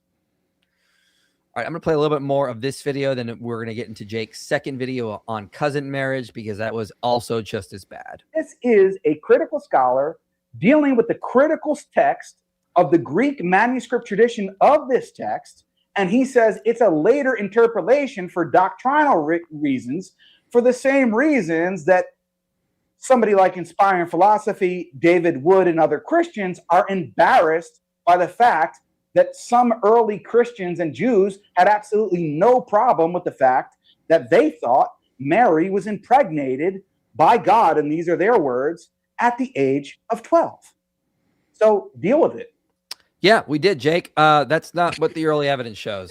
Yeah, Hank, let me go ahead and say here, I would not have a problem if God performed a miracle when Mary was 12. I wouldn't have a problem with it if that's what the evidence actually showed. It's just I don't think the evidence shows that.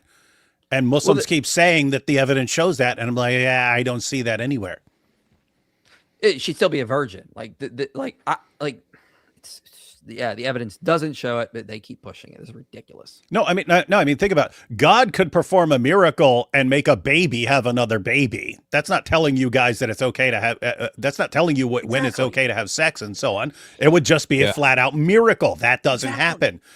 So I wouldn't have a problem with God performing the miracle when she's 12.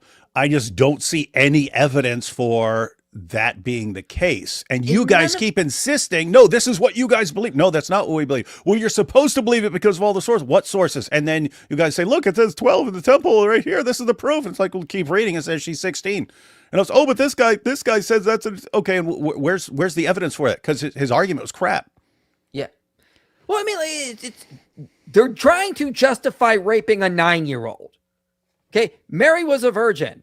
There was no sex involved. Mm-hmm. Like, this is a miracle of God, if that's the case. This is completely and the entire book is about her always being a virgin, and Joseph just being someone who's assigned to take care of her, even though he, and according to the text, everyone else in Israel would have been repulsed at the thought of an older guy marrying a 12-year-old.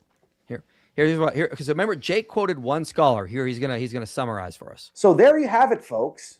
It's very clear that actual Greek textual critical scholars of the Wait, he just went plural? He just went plural, guys. Wait, didn't he say didn't the one just guy like the Quran talks about how Allah is plural? Yeah, didn't the one guy say he's going against the consensus? Yep. Radically diverging from it. Shame, Jake, shame. Scholars quotes one who specifically says it's the plural of majesty, man. The plural of majesty. Ironic, he has a shelf without anything actually being there. Good question. Hang on. We're going to see a bunch of books there now. You wait. Yeah, but I mean, think about so we're sitting here talking about cherry picking, right? We say, they say, hey, you have to. Mary was 12. Where are you getting that from? Well, we've just been saying it over and over again. And remember, like 2 years ago, it would be, oh, the Catholic Encyclopedia says it. And they were all saying that. They were all saying the Catholic Encyclopedia says she was 12, until we kept screenshotting what the Catholic Encyclopedia says. Namely, we don't know how old she was. That's it. That's what the Catholic Encyclopedia actually says. But they kept saying it until we just kept showing them what it says. And then they went to Proto-Evangelium of James. And then they all screenshot the part that says she was 12 in the temple. They say, you see, that's the proof. So what do? Right? They cherry pick which text they go to. And then you've got the entire text. And then they just like search for the word 12. And then they find it in there. And then they pick that out and say, see, she was 12. And then the actual text completely contradicts them. And then so we point out, hey, the text doesn't say she was 12 when she became pregnant. It says she was 16. And then they have to cherry pick a manuscript and cherry pick a scholar. This is all just, again, they decide ahead of time what they want to believe. And then they search for any possible way of getting that result, even though anyone looking at that be going, that's how you guys do your research? This is beyond idiotic. Well, let's not beat around the bush. This is, again, trying to justify child marriage. That's what Daniel was trying to do. This is what Jake is now trying to do. But like, notice the logical leaps. You first have to assert the Proto-Evangelium was interpolated, adding 16 when there's no evidence for that. Then you have to assume that it is saying that she was 12 when she was impregnated, and it doesn't actually even say that, then you have to assume, against all the scholarship, that this is her historical age, which, again, scholars they're citing don't even say that. Then you have to assume that sex was involved, even though she was a virgin, and that would contradict all the sources which say that. Then we have to assume this was a normal custom against all the scholarship saying that it wasn't, like Stan quoted. And the very source that they're quoting saying they would have laughed him out of Israel with that by doing that. And then we still have to lower the age by another 3 years to get to Muhammad raping a 9-year-old. Namely, like, the main years of puberty.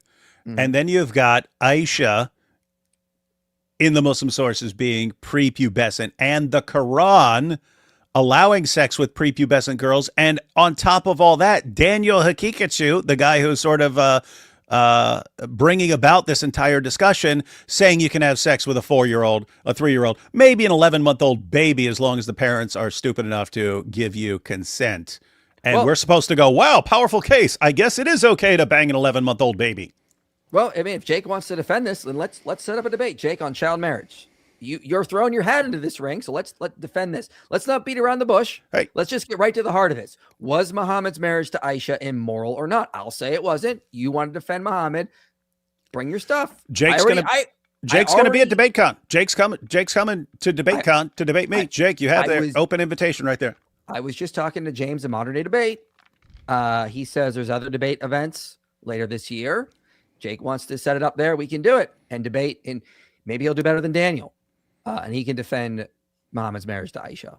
I mean, let's see. Let's set up that debate. If he wants to throw his hat into this and defend Daniel, who made a horrible argument, I think Jake can do better, but it's still not going to be that good because child marriage is evil, especially what Muhammad did to Aisha. So if Jake wants to defend his prophet raping a 9-year-old, let's set up a debate and do it. I'm ready. I already mentioned this to James in Modern Day Debate to reach out to Jake for this. So already moving on that. Based.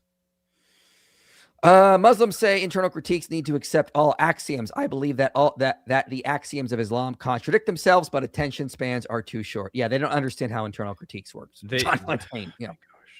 So dumb. It's one of the most annoying things, bro, when we're arguing with about the Islamic dilemma and somebody goes, "Well, it's an internal critique, so you have to just agree with everything I say." It's like, no, you idiot. Like, God. Yeah, right. Yeah. Never mind. Should Ilya and Omar be deported for brother marriage?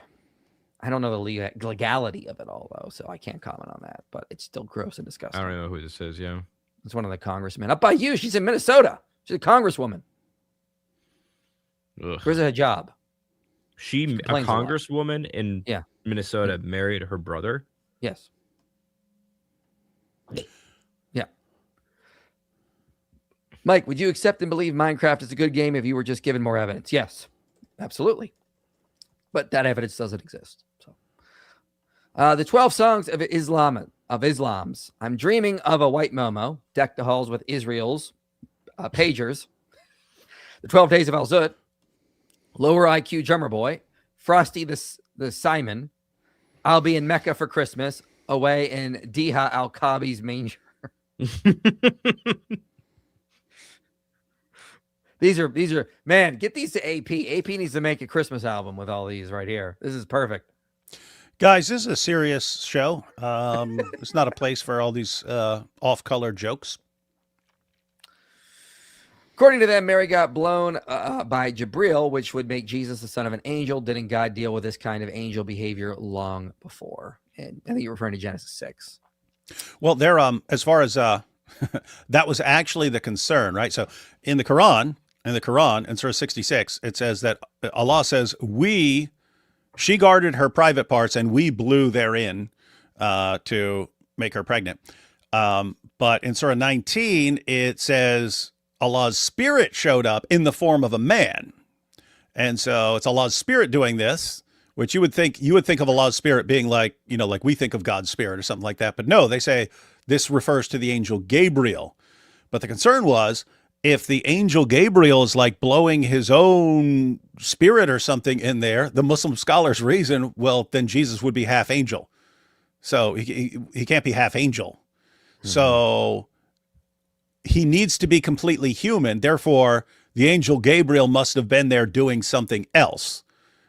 It's not he's not somehow providing a genetic component to the offspring. And so they concluded that Allah must have created Mary with both the male and the female semen, because they believe in the two semens theory. So men have semen and women have semen. The semen's mixed together during sex, and then a baby is produced. So they concluded that Allah must have created Mary with the male semen in her backbone. Keep in mind, guys, your semen, according to Islam, is in your spine. And then when you have sex, it is ejaculated from your spine, and so on. So they believe that Allah created Mary with the male semen in her spine, and then she had the female semen. And then in order to get her to ejaculate the male semen from her spine, Allah had to send Gabriel to blow into her vagina to get her sexually aroused so that she would ejaculate like a man out of her spine, and then this would mix with her semen there. And it's like, what, dude, why say something? Look, if I'm going to make something up, I'm not going to make up something that's stupid.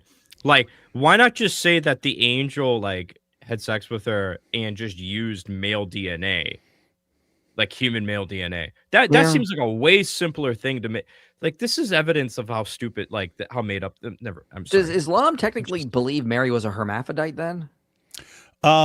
Keep in mind that's commentators trying to make sense of what the Muslim sources are. I have to say the minority position in Islam, I think, makes like 1 trillion times more sense, because the Quran in Surah 4 verse 171 says that Jesus is the word of Allah and a spirit from Allah. So Jesus is already a spirit from Allah. And so when Allah says in Surah 66 verse 12, we blew our spirit into her private parts, you would say he's blowing the spirit, Jesus, because Jesus is a spirit from Allah. So he's blowing the spirit of Jesus into her. But in Surah 19, the spirit appears in the form of a man. So that would be the spirit. They interpret that this minority position was that's the spirit of Jesus. That's Jesus who's breathed out by Allah, appearing in the form of a man to get close to her. I have to say that that's like 1 million times better than all this other weird nonsense.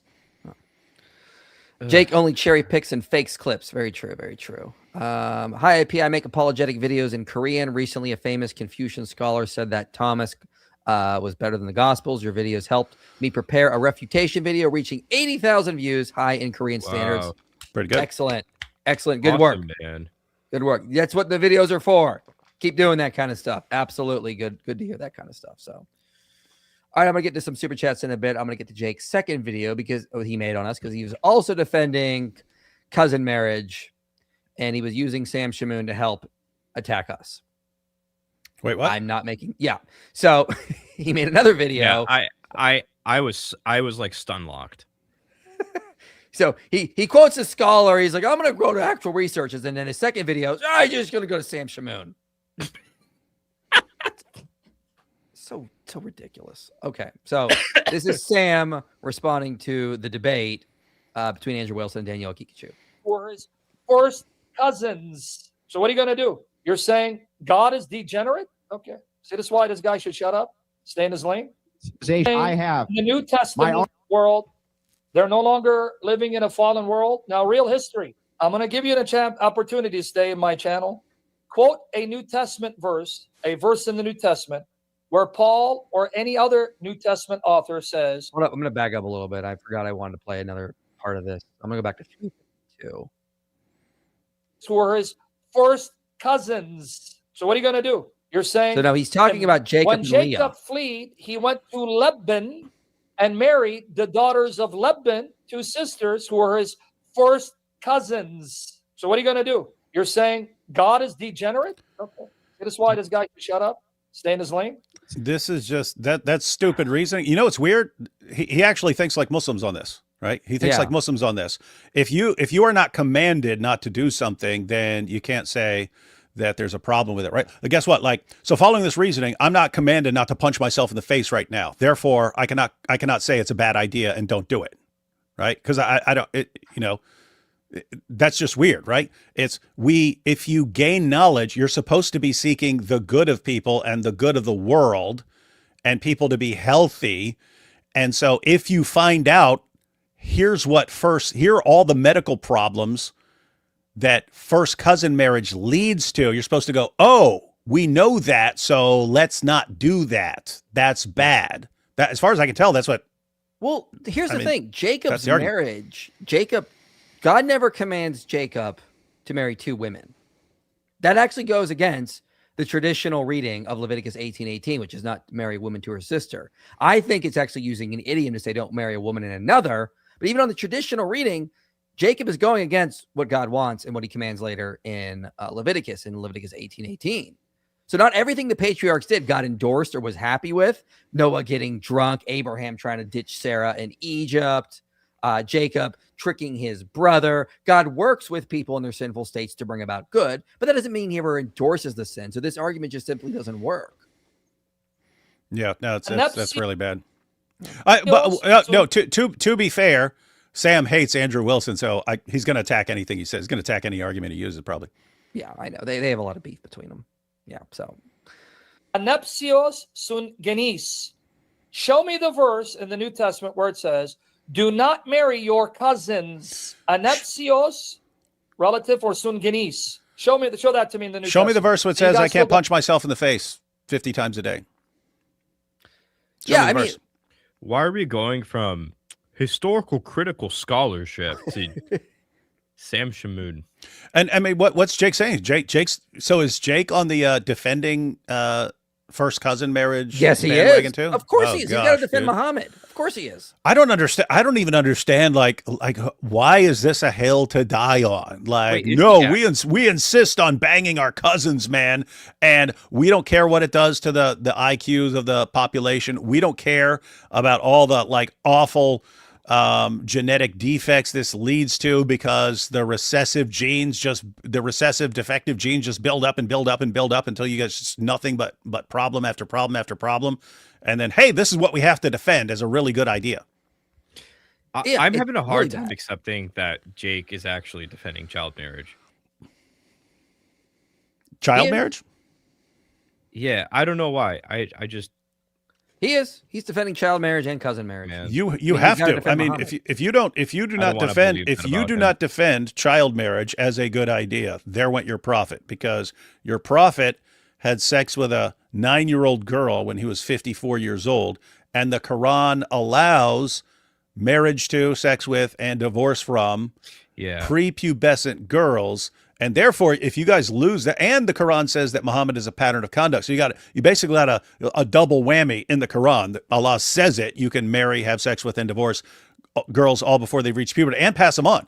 I mean, keep in mind, according to the Quran, you can marry, have sex with, divorce a girl before she reaches puberty, pass her on to the next guy, just have to wait 3 months, then he can have sex with her, marry her, have sex with her, divorce her, pass her on to the next guy, and so on. A girl, according to the Quran, a girl could have 5 different husbands all before she's ever reached puberty, and that's just fine.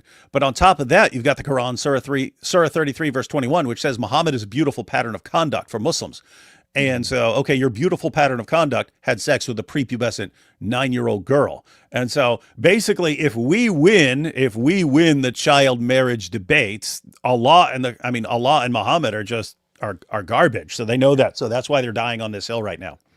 And it's not just a cousin marriage lowers IQ. It releases all sorts of problems that we talked about over the summer. But I mean, we don't need the New Testament, as David was pointing out, to explicitly outlaw it. We don't have the Islamic principles in the Islamic form of ethics.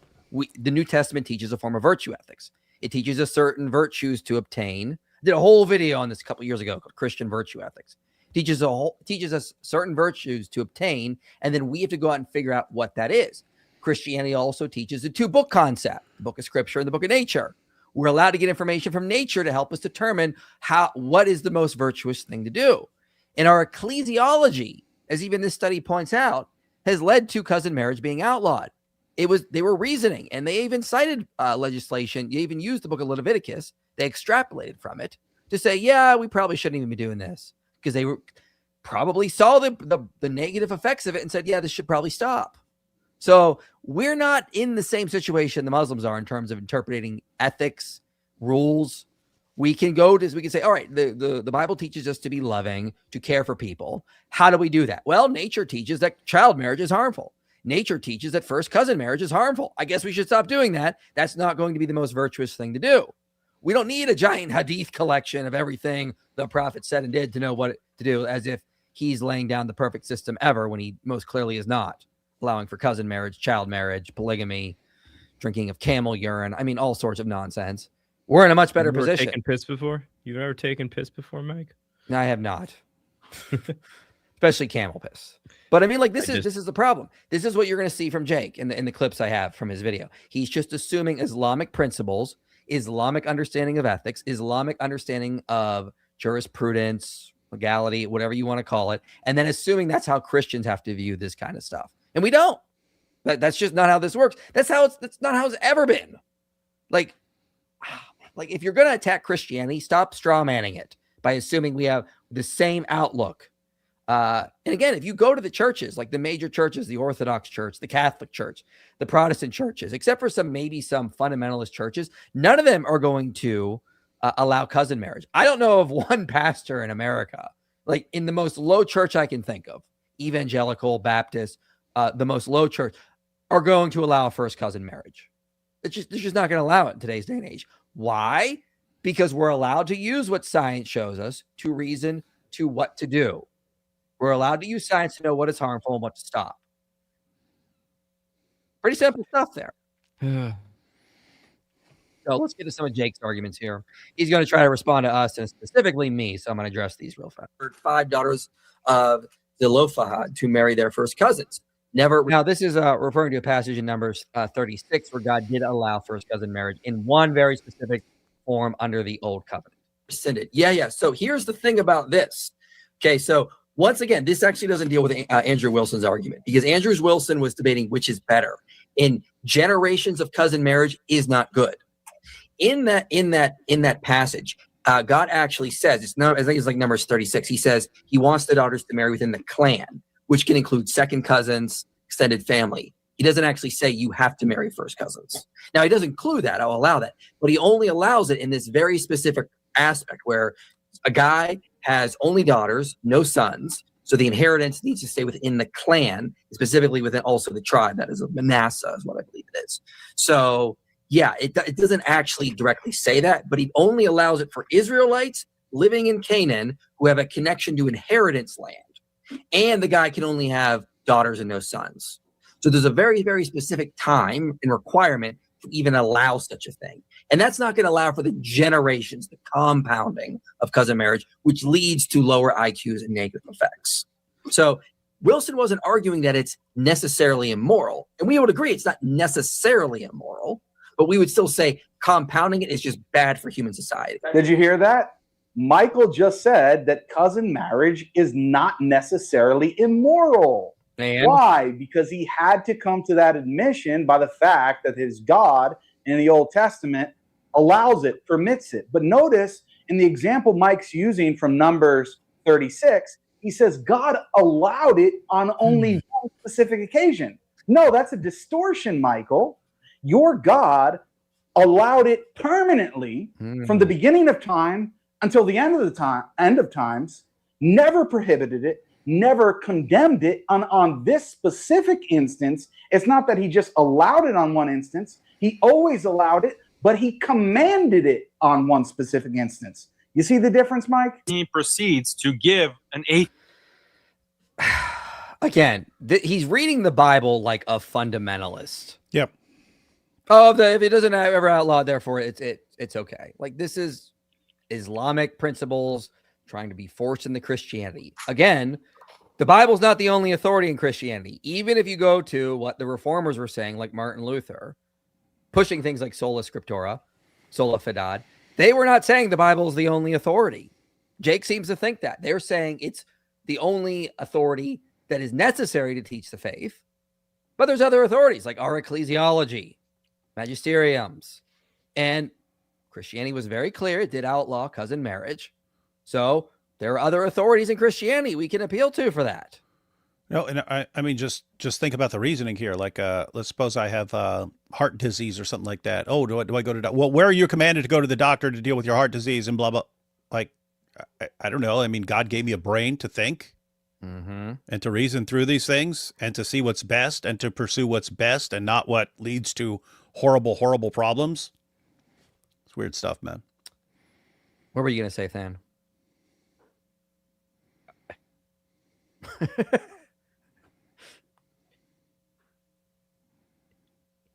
He's in a master's program in philosophy. I'm still processing that right now. Like that, I know that came out.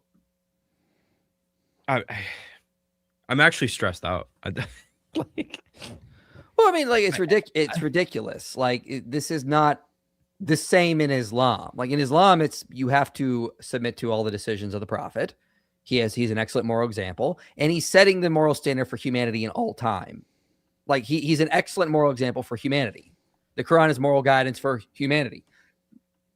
The Torah is stipulations, and I pointed this out in videos I've done, like the misunderstood Mosaic law, the imperfect Mosaic law. The Torah is not laying down universal moral, keyword moral, rules and regulations for all people in all times. It's judicial wisdom for people in Israel settling in the land of Canaan.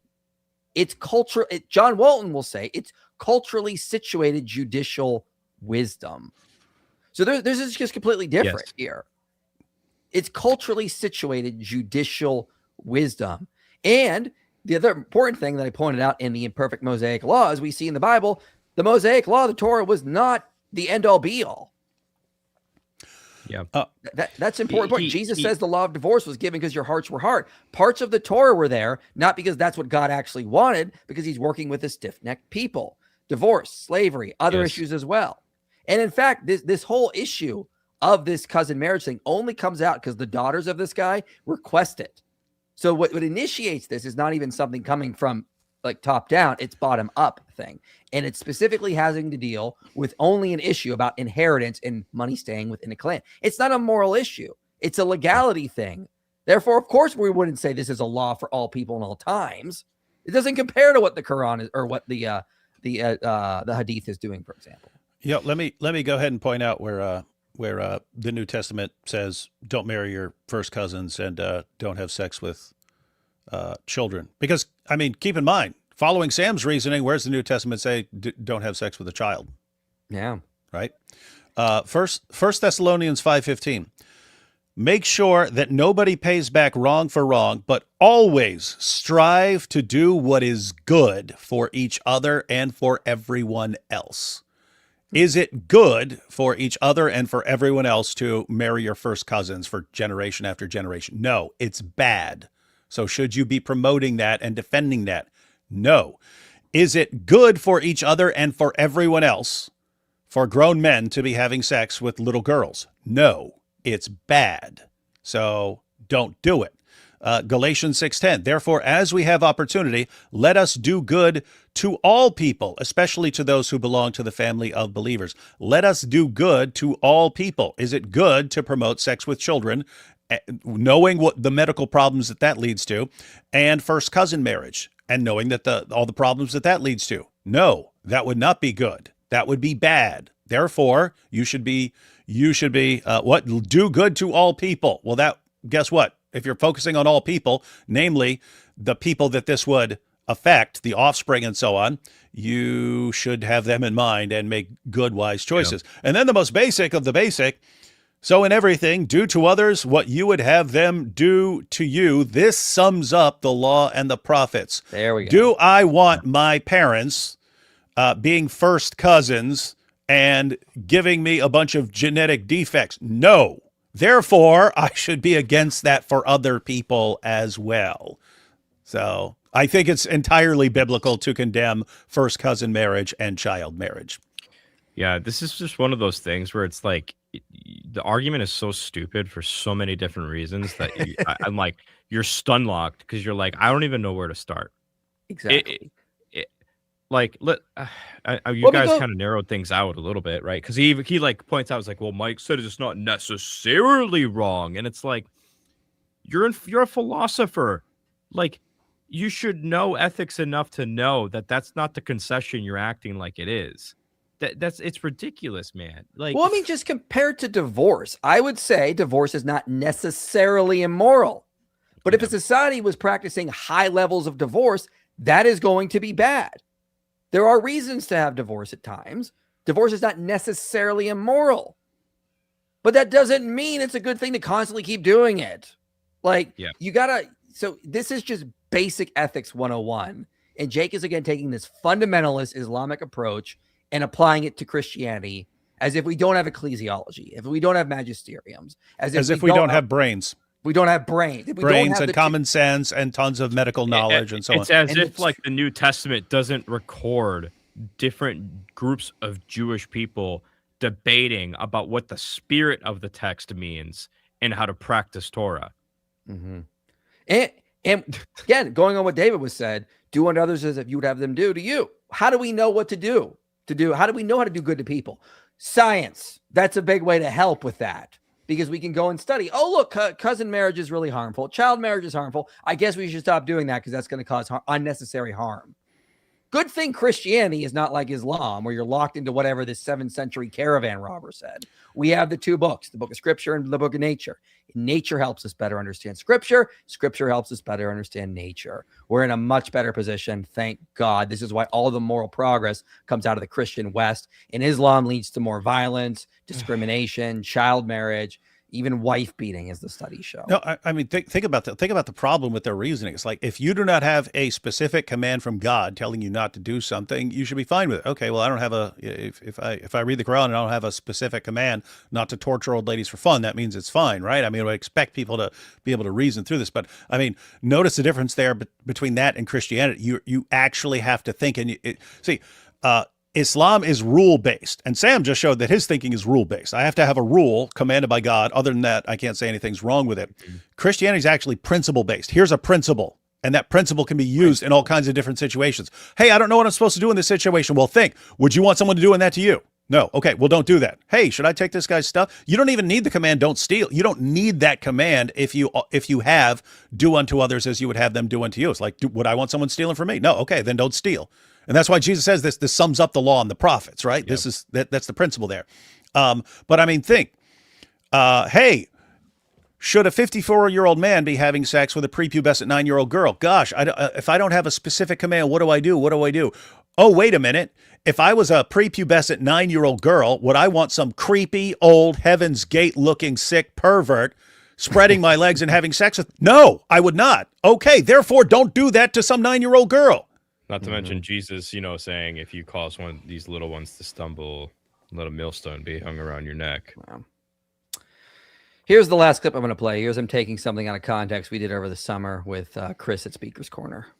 I'm interested to hear that, but I took a more conservative approach. I don't need to argue it promotes it. I don't need to. Mm-hmm. All I need to do is show that it allows it. That's problematic. That shows Allah is ignorant, and that's a problem. Wait, did you hear that? Why are you flip-flopping, Mike? You just said all I need to do is show that Islam allows cousin marriage, and it shows that your religion and your God doesn't know any better. That's what you just said. Yeah, Jake, because you're taking things out of context. We were comparing Christianity and Islam. Islam allows for cousin marriage perpetually, continually, because the prophet is a good moral example. He married his first cousin. He married his daughters off to first cousins. Meanwhile, that's not the same type of allowance. You can compare this to the concept of abrogation. You would say that Allah allowed alcohol, even though it was abrogated, would you not? So we're talking about allowance on different levels here. But you're equivocating. You're not even focusing on that. You're taking things out of context to score cheap shots there. The allowance we're talking about in the Old Testament, as we pointed out earlier, is not that universal allowance that leads to all the negative problems that's going to continue on for generations. Christianity, you have a imperfect law that was set for a certain people as a moral stepping stone to get them to a better place eventually. Then under the new covenant, we can see that it lays down principles and stipulations and virtues that would lead to the end of cousin marriage and child marriage. Lo and behold, that's what happened. So again, this is not the right comparison. Obviously, God in the God of the Bible knew what he was doing with his moral systems, starting with Abraham, then Moses, then the prophets, then Jesus giving the new covenant, That leading to a lot of moral progress, getting rid of child marriage, getting rid of polygamy, getting rid of consanguineous marriages. So obviously the God of the Bible knew what he's doing because it actually happened. I mean, in Christian nations, what do we see? Less than 1% of cousin marriage. The God of Islam, he didn't know this. He allowed for this. Now there's excessive, rampant cousin marriage in places like Saudi Arabia and Pakistan, leading to lower IQs, all sorts of birth defects. So again, you equivocated on how we were using allowance in those specific contexts. That was a cheap shot. You should know better. As Stan was saying, you're a philosopher. Do better. Like that was a total straw man of the position that we were arguing. Pretty bad. Yeah. Good. Were you going to say something, Stan? No, I'm just disappointed in Jake right now. Yeah. Wait do you see him respond to the Islamic dilemma next month? Is he debating somebody? He's debating me, weirdo. That guy right there. What do you think I pay attention to you, David? Who do you think I? You should be paying attention to me. You'd be having way better arguments in your apologetics and theology career. And well, I'm not a nerd, dude. So isn't he also debating AP or at some point soon? I think AP said something about maybe he's debating. I don't know. I forget. If I go back to what I said if he debates you and AP, I will debate him. So if he's debating you, fine. Jake, you want to throw your hat on the child marriage thing, as you've shown? Let's debate that. Defend Muhammad marrying Aisha at 9. Where's Muhammad Hijab, dude? We were like, why are we? I'm calling Jake out. He's posted videos on this. Let's debate then, because we know what you're trying to get with trying to argue Mary was actually 12. You're trying to defend child marriage. So let's debate that. I'm ready. Defend Muhammad. Do it. Was Muhammad immoral for consummating a marriage to a 9-year-old? I'm going to say yes. And I'm going to keep saying he raped her. So debate me on it. Based. David Wood, I checked out that Mike Winger guy. I owe you the biggest apology for a few tasteless jokes. I am sorry. Than Bark Bark. The Muslim Brotherhood is infiltrating Europe and has a long-term plan. Then where is the Christian equivalent? We're not like that, man. Yeah, we're not like that. We're not violent like that. And Davis Brown's research shows this, as well as Monica Duffy Toff and others, Jonathan Fox and others as well. Like arguing 1980s history from Watchmen comic. Yep, that's what Proto-Evangelium of James is like. Good. It's a good point. I like that analogy. That's a good one. Hold up. Luke 1:26 says that the announcement happened in Nazareth. So how was Mary still in the temple? Well, the Proto-Evangelium of James is not reliable. That's the problem. Yeah. But that's a good point. I guess in the what Zervos is saying is the early story. It would contradict the canonical Gospels, which means it would be later. I mean, it's messed up. That's all I'll say. It doesn't make any sense. This is the problem with Zervos' arguments. Keep seeing conscious edit arguments from Muslims. Would you say forcing them to give a theory of justification that isn't the Quran valid? Yes, it's valid, because I've been asking for this from so many Muslims for so long, and they never give it to me. Well, the conscious ethics argument is still circular at the end of the day. It just is. Okay, so it's like when Dean Response came on here, what happened? Oh, okay, well, there's enough in the prior scriptures for you to believe in Islam. Well, how do we know what is good in the prior scriptures? Well, you use the Quran as it's subtly correcting the prior scriptures. And then you use those, what the Quran has selected as good, to believe in the Quran. It's totally circular. This conscious edits argument is ridiculous. Yeah. Have you seen videos circulating by Muslims of IP's informal argument, and they're all saying he has no formal knowledge of inference rules? Yeah, that's how little they know about this.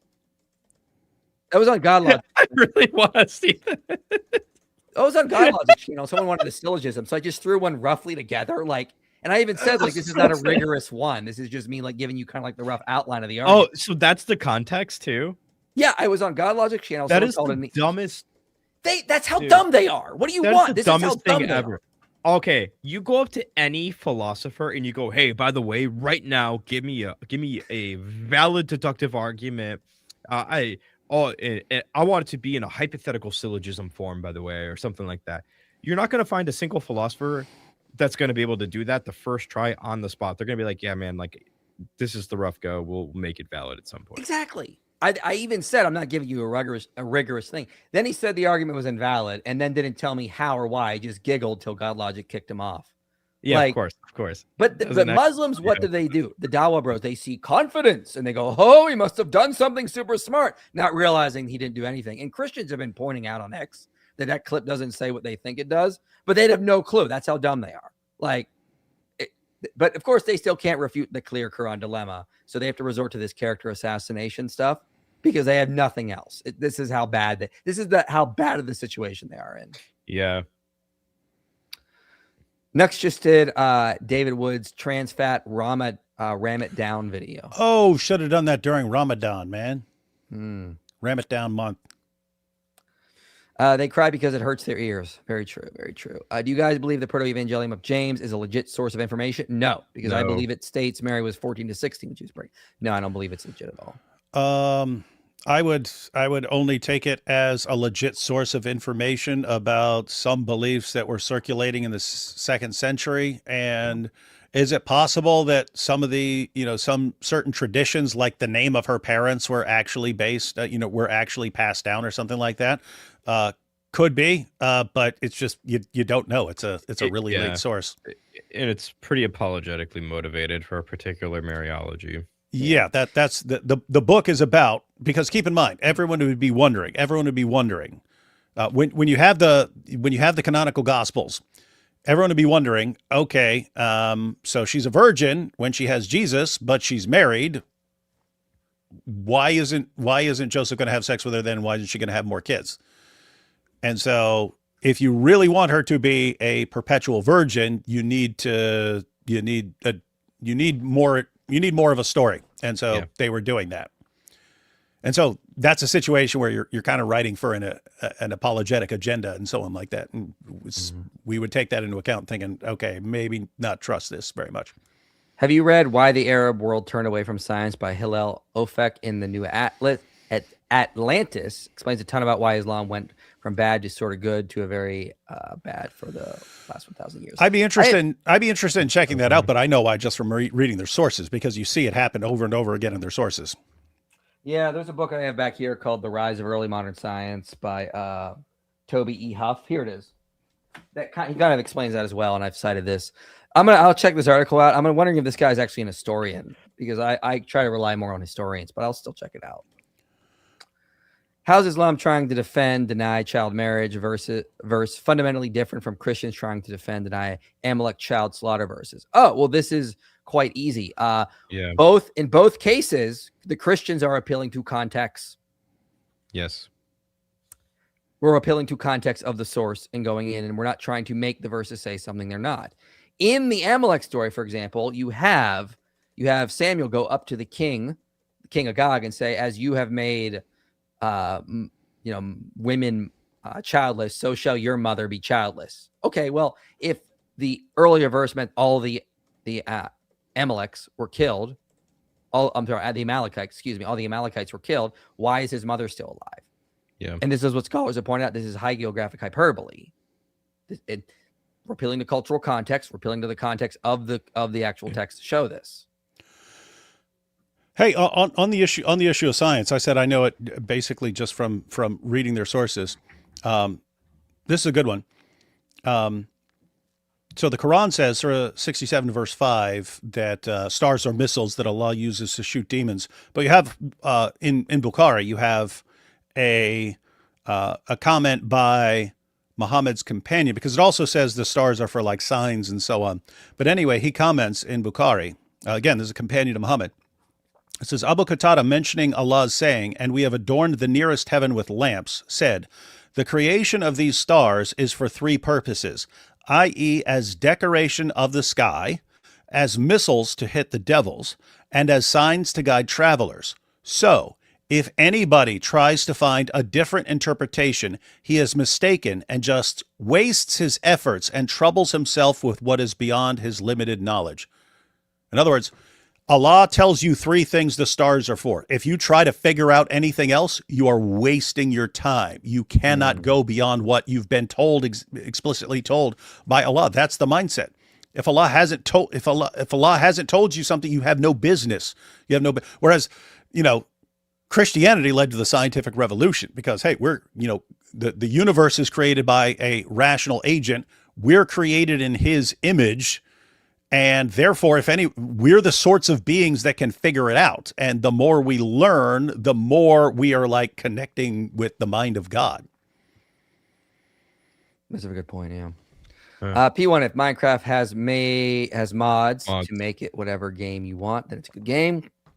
Minecraft does. Minecraft is a good game. This is the proof. Powerful. Muslim might object to your clear Quran dilemma. It's only clear to 7th century folk because it was written in the 7th century, similar to the Bible with 1st century Jews. How do you respond? Great. And the Quran is wrong that it's guidance for all humanity, because it also says that. Yeah. Yeah. Keep in mind, you have a serious problem there. If you're talking about the Bible, we have very different views of what it means for a text to be inspired. So, when Luke is sitting down, Luke is not receiving dictation from God. Luke is sitting down. He's inspired by God to do this, but he's sitting down. Hey, I want to give an account of what happened. And so it makes sense let me put it this way. In other words, I don't think there's anything in the Gospel of Luke that wasn't what Luke knew and found out. It's not this like miraculous dictation from heaven telling him all this unknown stuff. The Quran claims to be that. The Quran claims to be all this stuff that is being sent down from Allah's eternal speech. So the Quran isn't supposed to be time bound in that, the way you're talking about here. The Quran is Allah's eternal speech. And so it makes no sense to say, oh, it can't really be understood outside the 7th century. What's Islam minimum age for Al-Zut meetups? Sounds like a Raymond Ibrahim question. Off topics. Sorry, I've discussed Quran 5:3 forbids pork. 5:5 says food of Jews and Christians okay. Christians eat pork. Is pork now okay for Muslims? Or is the Quran just being unclear? Probably. I think Muhammad just didn't know that Christians were eating pork because he was dumb. Yeah. I mean, as far as context, it's like, can you have food that's being prepared by Jews and Christians and have them share their food with you? I don't think that's ruling out. I don't think that means if they don't have the same dietary restriction, then you could eat, stuff that violates your own dietary restrictions. That's fair. Yeah. What was first? Mo's face down rear for the Al-Zut, or did Mo pray like that before the Al-Zut experience? Makes one wonder. These commenters, man, disgusting, absolutely disgusting. Very Islamophobic. It's supposed to be a good, wholesome Christian show. I can't believe it. IP at your 500K. Have you submitted your challenge? I did. I let Cameron know. Cameron said he's going to reach out to Muhammad Hijab. We've not heard anything back. She's like, we've not heard back from Sheikh Uthman. So you tell me. Muhammad Hijab said told Cameron he'll debate someone on the Islamic dilemma if they've had 500,000 subscribers. Well, we do now. So he can debate me or Than. Because I'm waiting to hear back from Cameron. Haven't heard anything yet. Go figure. Apparently, Putin praised child marriage recently, along with being a warmonger. He has another thing in common with Muhammad. That's gross if he did that. Yeah. Don't like Putin anyway, really. Muslims think Isnad Chain is critical scholarship. Yeah, I know. That's the dumbest thing ever. Yeah, I mean, fortunately, you had Sheikh Yasser Qadi admit that no actual historian takes that methodology seriously. It's just a Muslim thing. Stupidest thing ever. Yeah. I remember I saw a tweet one time saying Christians wish they had Hadith science. I was like, no, we don't. Bro, let me tell you about undesigned coincidences and onomastic congruence. And then we'll talk about who wishes they had our methods for determining reliability. Just curious, are step siblings / cousin marriage okay if your rebuttal is based solely on genetic risk factors? Apologies if you already addressed this. I wouldn't say it's solely based on genetic risk factors. There's other issues as well that you need to take into consideration. I'm not marrying a step sibling. The vibes are off there, man.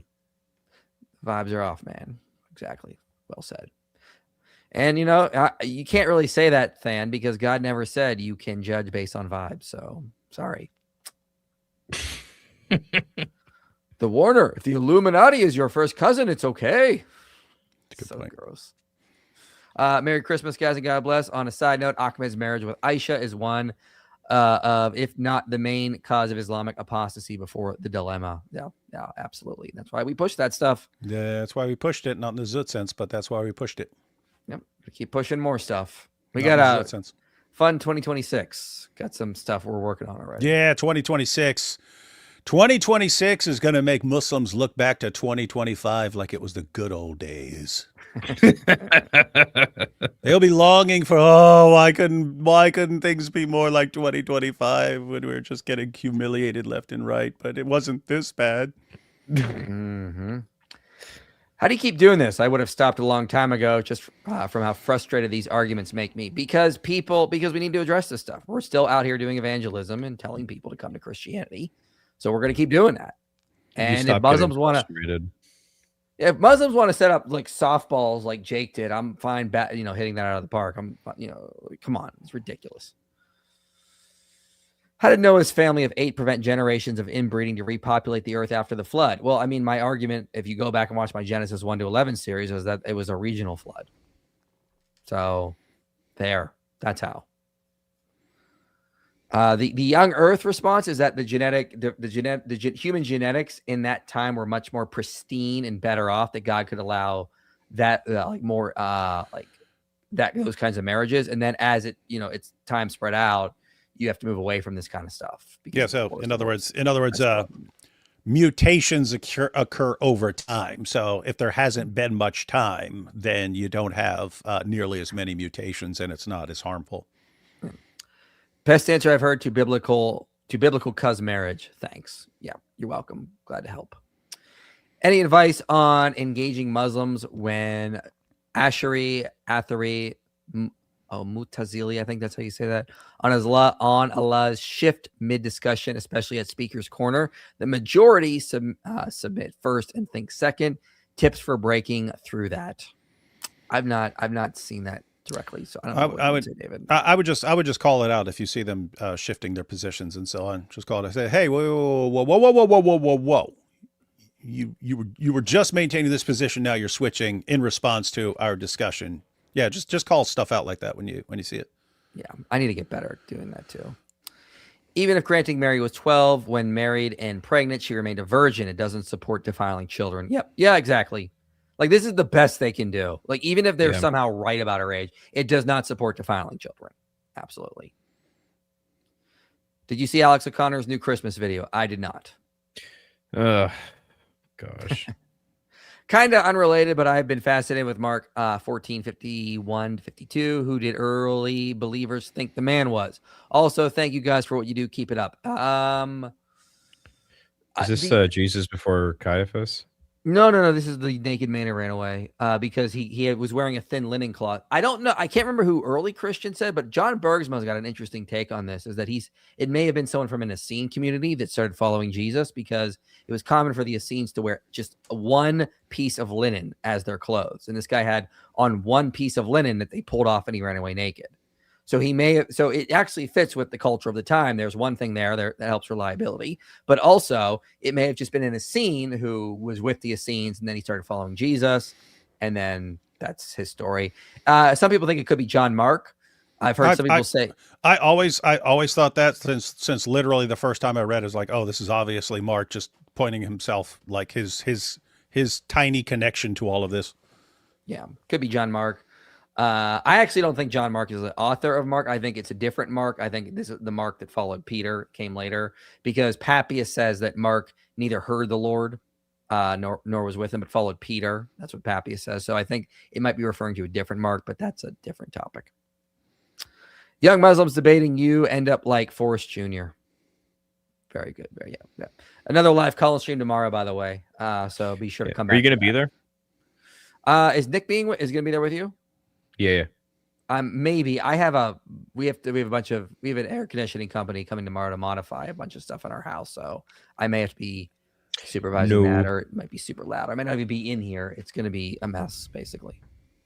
Cool. I was just curious. That's all. Yeah. I'm going to try to, but I know you and Nick should be able to handle that just fine. Favorite Christmas song? Mariah Carey not included. Mary, did you know? Joy to the World. Here Comes Santa Claus by Elvis. But I've never been a big fan of Christmas songs. You've never been a fan of joy. And also, I'm debating my friend on Mary being perpetually celibate. What's the best argument against the proto-evangelium of James, just in general? Yeah, it's the stuff we just pointed out. I mean, if you go through the manuscripts, I mean, they're constantly disagreeing. There's a lot, even on things like the age, they're contradicting the Gospels. I mean, there's just all sorts of problems. I mean, the Catholic Encyclopedia says it's not reliable. Yeah, I was gonna say, like, if you're debating somebody on their perpetual virginity, I hope they're not using the proto-evangelions to argue this, because that's not the way you should be doing it. Also, I mean, one of the kind of like red flags as you're reading it is you can tell they're trying to copy all these other stories from the Bible and just apply them to Mary. So, like her parents, it's, oh, we're getting too old and we don't have an offspring, and oh, what are we going to do? And let's pray. And oh, God gave me someone even though I was barren, and so on. And so that's Abraham and Sarah. And then she's, hey, God, I'm praying, and if you just give me a child, I'll dedicate the child to the temple. Okay, that's the story of Samuel, and so on. So it's like that the entire way through. It's just, oh, this sounds exactly like this story. This sounds exactly like that story. This sounds exactly like this story, and so on. So kind of looks like something that was put together significantly later. This guy says, I derail with random facts. FYI, 2-person cross fertility actually peaks with third cousin. Look it up. Third cousins have perfect ratio of new genes. Okay, interesting. I mean, I think that's going to be far less creepy than second cousin or even first cousin. So, man, I still ain't doing that. Sorry. I mean, like, if you don't know, I mean, like, it's you could find out later on Ancestry, and I probably Yeah, I mean, like, fine, okay, but like, I'm just not gonna actively seek my third cousin. Me too. Yeah, especially when your first cousin's available. It's a good point. I didn't think about it like that. And Muhammad, why would I seek out a cousin when I could just go visit the men of Al-Zut? Gross, Stan. Get him out of here. It was ridiculous. Or join the Illuminati the hard way. Yeah, but all right, we're gonna close this out. Appreciate everybody coming. We'll definitely be live tomorrow with Nick of Fearless Truth to do a live call-in show. So Muslims, send your best. I'm gonna try to show up for that, depending on what I have to do with a bunch of holiday crap, helping my wife, and also with the HVAC company here tomorrow. So I'll do what I can, but should have a good call-in stream. And if you don't see me, I hope you have a Merry Christmas. All of you have a lovely Merry Christmas, especially Mike Winger.